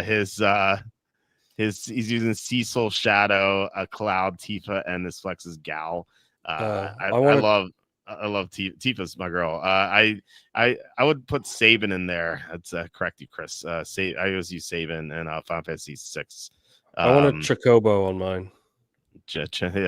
Yeah. Has to be a golden chocobo, so you can fly over. Yeah, you have to fly over everything. I love those things. Yeah, who doesn't like chocobos? Chocobos are I was offers neighbors for Nico and CMC. Nico and neighbors and Nico for CMC and Rome. Don't listen to me. I'm terrible at fantasy football, but that sounds like a good trade to me. I'd take neighbors and Nico. Huh? I think there's more upside. Bears might not get their offense going. Christian McCaffrey might get hurt. Nico is the only real receiver in Houston. I think that's a good play, but we're defer to Walter. He knows a lot more about this than I do. It's pretty close. I had to think about it. I think Nico neighbors are the same side, but you might be able to make a better trade. But I do think that is the favorable side. So, all right. I said Washington or no Atlanta. So you're well, how many games haven't we talked about? We haven't talked about Saints Bills. We haven't talked about Jags Niners. We haven't talked about Bears Raiders. That's 3, and we haven't talked about Jets Dolphins. So it's 4. I really have nothing to say about Jets Dolphins. I'm not going to touch that with the 30 football. Me neither. I hate that game with like every fiber of my being. Yeah, I guess like the Jets, but like no way would I ever touch it. Yeah. Saban's coming off an emotional coin toss. I'd wait tease him. Yeah, this story in Final Fantasy 6 is pretty wild. I don't know if you ever heard it. Real quick, I'm not to go on this tangent, but like Edgar and Cease, they're two princes of this kingdom. They're twin brothers, Edgar and Sabin, and they can't. Their father dies, so they can't decide who's going to take over as king, and so they decide to flip a coin to to kind of decide who does it. And Edgar wins the coin flip, but like Edgar used the two-sided coin to cheat. Oh, So yeah, it's really a cool story in this game. Like one of the plots in this game. It's funny how like they're like so different. Like Edgar is this like super genius like engineering guy. Like Sabin is like this super powerful monk who like just beats up on people. It's like I love that game so much. I hope they do a remake for it. So I would love to see it. Like I know they've done like remakes like on DS. I'd love to see like how Final Fantasy VII remake was done. Just like flush out the graphics, like voice actors. Like I want to see like that get like the same sort of treatment. Like Final Fantasy 9 also and 4, 6, and 9 I think need to be redone. Okay, so nothing on Jets Dolphins. Anything on Saints Bills? This line is dropping a little bit. The Bills have injury issues. No Ed Oliver once again. No Matt Milano once again, and one of their tackles, Spencer Brown. It was I believe is DMP limited. Let me make sure that's true. Yeah, DMP limited for Spencer Brown, so they could be without him too. AJ Epinesa limited all week, so don't know about him too much. I still would like the Bills here, but given their injuries, I am less interested than I was earlier in the week. Any thoughts on this game? what if this is Spencer Rattler's coming out party, man? maybe it is. Oh no, I was thinking of that. For those that don't know, I had a buddy of mine. This was 2009. You hadn't posted your picks, but I had introduced him to your site, and he was a big fan. And then it was Dante Culpepper was on the Lions, and the Packers. You know, they were 11-5 that year. They had a solid year, and with Rodgers. And he said, I was working with this guy, and he's like, "Yeah, Walter already posted his pick. He likes the Lions on Thanksgiving, like over Green Bay." I was like, "Wait, what?" He's like, "Yeah." He said Walter said it was going to be Culpepper's coming out party, and I was like, "Are you serious?" I was like, "That doesn't sound like something he'd write." Like, and then like he was like, "No, I'm just joking. His picks aren't up yet." But I was just like, "Really?" Like, I was like getting ready to text you. Like, you say it's gonna be Dante Culpepper's coming out party for this game? Yeah, well, you gotta love the coming out party angle. Yeah, exactly. So what if this is Rattler's coming out party, man? What if I took the Bills in Survivor, but then I bet the Saints money line, just in case it's 8-1. I think you could do that later in the year, like oh, I know. I wouldn't do that I'm now. kidding. I'm joking, of course, but yeah. I mean, I don't know. I always used to be afraid of these bigger spreads, but it seems like more often than not, at least in the last couple of years, especially, it's the favorites cover. We had Baltimore in week 2, and that was what were they, 11 or 12, and they covered. I don't know. I have absolutely no reason to believe in the Saints team. This number, I just would rather stay away from it. Mm-hmm. I don't know. I don't see how the Saints keep this close, but I feel like there's, I have no interest in putting it on the card.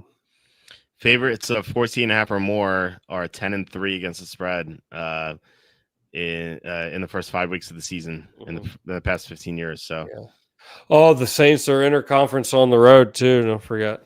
That's I almost forgot. So thanks for reminding me about that. Oh yeah, going from the dome, in New Orleans up to the frigid. Well, it won't be that cold probably. To Buffalo, so I don't know. Nice weather by the way all week for every game. I think there's like one game that might rain. I think the Eagles Bucks have like 33% chance of rain. Every other game looks like sunny, which probably means it's going to rain hard all week because the weather reports are always wrong. So last week was supposed to be rain everywhere, and I didn't see any rainy games. So that was it's funny how that works out sometimes, or most of the time actually. All right, two more games. Jaguars at Niners. The Niners are 3.5 point favorites on the card. I believe they're also 3.5. Let me look. They are 3.5 on the card. Evan and I have the Jaguars on our card, so I don't know how you felt about this because the Niners have no Nick Bosa. big deal, like a huge deal. Like look what look how the Cowboys are playing without Parsons. Same thing, like big downgrade. That was a huge loss for us too last week, where we had the Niners, and then without Nick Bosa, much different team. So not only do the Niners not have Nick Bosa, they also play the Rams in 4 days. Look ahead potential. So this team is just not as good without Nick Bosa, and you have Jacksonville plus 3.5. Feels like decent number for them, although it didn't work out against the Bengals, but they were the right side. So I do like Jacksonville a little bit, but I Trevor Lawrence terrifies me because he's so bad. Like for the same reason that I believe it was Parrott who said he was scared to take Michael Penix. I'm also scared to take Trevor Lawrence here. What do you think? Yeah, I don't trust this Jacksonville team. I mean, but I hate this 49ers team too. They're banged up, and what do you? I don't know. 3.5 is not an attractive number, but the Jaguars have also proven to me that they're like inept when on their coaching is inept, and it's just like, I don't know. This has like the recipe of like a team that I might be. No, actually, that's not true. I guess we're 2-1 in their games, but I don't know. I don't want to zig and zag at the wrong time here. The 49ers have that feel like I might be. You always have like a team like you're just like zigging and zagging at the wrong time with them. Like there's always like one each year. I feel like. Yeah, I don't like either of these teams. I really have no interest in this one. Okay, and last one is Bears at Raiders. I have a little interest in the Raiders, more so player prop wise on Ashton Genty over rushing yards. I think this is a good bounce back spot for the Raiders. They won in New England, and then they lost their past 2 games, but they played good competition. Chargers, and then Redskins have a good defense at least, and then Bears coming off that blowout win against Dallas was kind of like misleading because Lamb got hurt and Tyler Booker got hurt, and just Dallas couldn't keep up. I think it's a good idea to fade the Bears here, but I'm not in love with this one. I think the number is just what it should be, but I still would side with the Raiders. Any interest here? Not really. I'd take the Raiders too. I mean, Dallas's defense is absolutely terrible, so I'm not going to take the performance I saw from the Bears last week and put too much stock into it, if any. I don't know. I have no like real lean here, but I'd take the Raiders. Interesting enough, every team that has played Dallas has covered the next week. Every team that. Sorry, I completely messed that up. I was thinking like the Giants. So like the Giants play Dallas, and then they crap the bed, But then I got confused with the Eagles. So the Eagles covered, but it was so weird week 1 how the Eagles just didn't score against Dallas. But it's late. It's late. It's almost 3 hours of doing the show. So forgive me for screwing up that stat. But anyway, like I said, bad host here. So no, not at all, man. This has been a great show tonight. Yeah. So anyway, looks like we don't even have to decide the maybes. I'll post let's go for 3 hours. On Bessie talk or something. 14 minutes. So definites. Let me write this up. Definites here. Here we go. Green Bay minus 6.5. Denver minus 7.5. Minnesota minus 2.5. New England minus 5.5. Atlanta plus 1. So 4 favorites and a dog, kind of like what we have with Evan. And then the maybes, which I'll post just in case, if you're like, oh, I really want to have this one team on the card. The maybes are right here. Colts plus 3.5, Baltimore minus 2.5, Tennessee plus 7, Eagles minus 3.5, and Detroit minus 10. So 3 favorites here also. Not 4-1, but 3-2 here.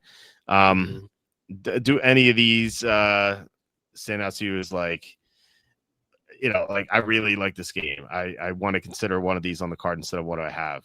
Yeah, I don't.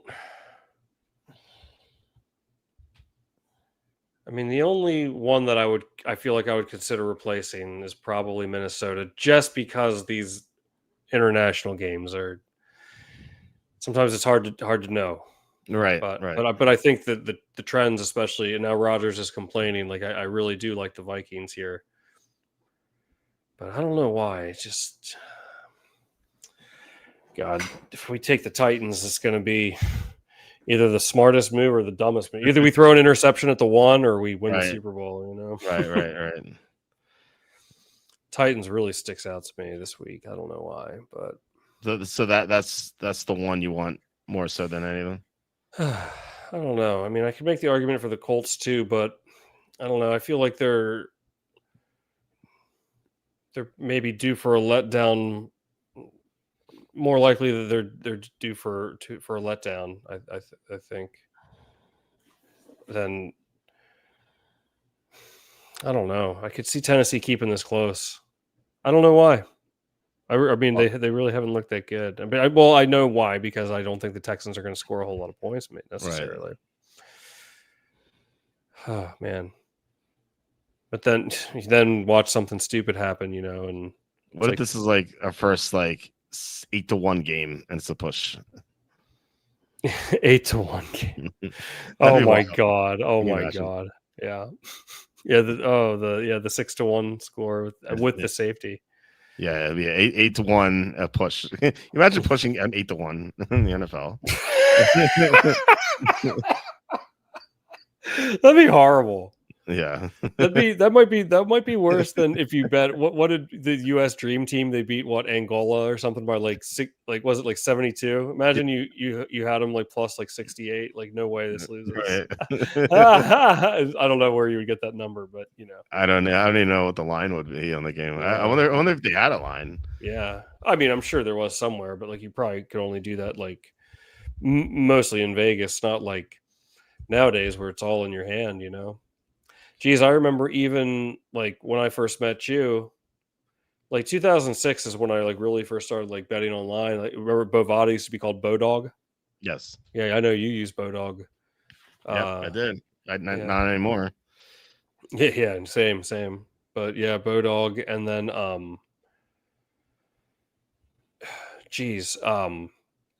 but I used to have this guy. I worked with him, and he used to bring in these little parlay cards, pieces of papers, little half sheets.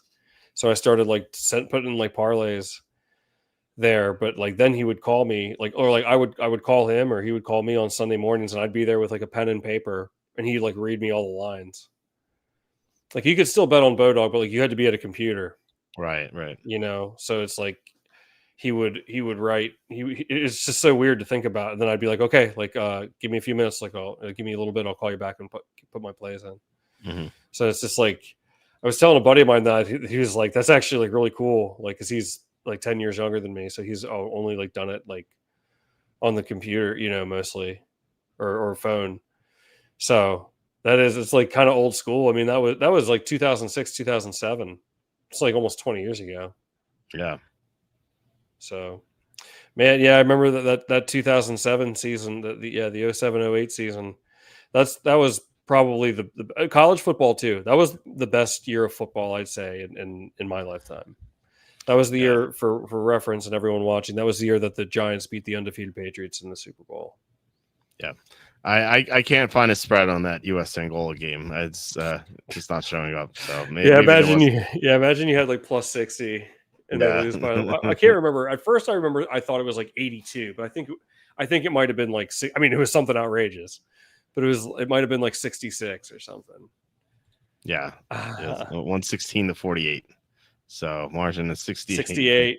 Yeah. Well, oh wow. Okay. Yeah. Imagine plus 60. That'd be horrible. Oh my god, yeah. So no way. Plus 67 and a half. Let's go. you got hooked on this. Yeah. Oh my god, man. That'd be horrible. Yeah. Okay. So Chris asking how many of these are dupes from your card with Evan. So if we went with let me put our definites on. So if we go with this, Green Bay -6.5, Denver minus, as you can see on the screen there. The card I have with Evan is, so we do have Green Bay and Denver. We don't have Minnesota. We don't have New England, and we don't have Atlanta. So that's a good bit of differentiation. Yeah, the card with Evan. I'll put the card with Evan on the screen here. Card with Evan. Here we go. It is Jacksonville plus 3.5. Just mentioned that one. Green Bay -6.5, Denver -7.5, Chargers -6.5, Baltimore -2.5. I need to ask Evan because when we talked last night, we didn't know about the Jaden Daniels news, and that line has moved. So I need to know if he still likes if he would take Atlanta over any of those teams. Plus, the Ronnie Stanley news that he may not play for Baltimore. I wonder if he'll want to swap out Baltimore for Atlanta, but I don't know. He might just say keep it, so that we might keep that card too. So you're going to take the Superchargers, of course. great spot for them. Yeah, 18 and 10 against the spread. That spot. Yeah, I don't know, something weird. I wouldn't take Chargers for Survivor. I mean, yeah, and maybe they win 38-10, but I have a weird feeling here. I think especially all three of them being division wins and everyone else has one win. That's a nice start. That's a nice start to your season. Yeah, they look great. They look a team that could win the Super Bowl. Do you so for our card, do you want to keep it? Do you want to swap out Minnesota? Let's come back to this. YouTube's the things kind of the spacing sucks. So yeah, I mean this is our card right now. We could swap in Tennessee for Minnesota. I don't know how you feel about that. I personally like Minnesota more, but they might be in my card anyway. Like Tennessee's not going to be in my card, so I don't know how strongly you feel about that. Think about taking the international game too. It's like if you lose that game, it sucks. It's like you already started out before the games even begin. Like you're already 0-1. Like yeah, that's true. And then of course on the other hand, if you're like nice, I'm already 1-0. It's good. Yeah, I mean, think optimistically. It's just it could be a good feeling, and until you get a block field goal going the other way. I mean, we didn't have that on our card, but I had the Rams on every single other card I had, and just felt like for the second week in a row, just absolutely cheated. The week 2 is brutal. I thought with the Jaguars not covering, and then the Cardinals blowing that lead. And then Evan and I had Houston against Tampa, and that one, I wouldn't say like we should have covered Jaguars and we should have covered Arizona, but I don't think we should have covered Houston. I'd say like we could have covered Houston, and it's like, okay, like maybe throw us a bone here, gambling gods, but no, like we lose that one too. And so like these brutal losses, and I'm like, okay, week 3 is gonna be better, right? And then of course you have the Rams as plus 3.5 as they were up 26-7 in the second half, and then not only do they blow the lead, but they still could win, they still cover at the end, but then the block field goal return for a touchdown, and then a couple hours later, not that much later, Nick Bosa gets knocked out, and then the stupid safety that wasn't even a safety because the holding penalty didn't even occur in the end zone. We got screwed on that one. So I think I'm very close to like starting my book, the year of the bad beat already. I don't want to like give up on the season too much, but like this is ridiculous. Like we get something good coming our way, like. I think we're owed something here, gambling gods. Seriously, like, please, like help us out here, Holy man, yeah, I mean, at least we did catch a break with the Colts, so at least we've had that so far.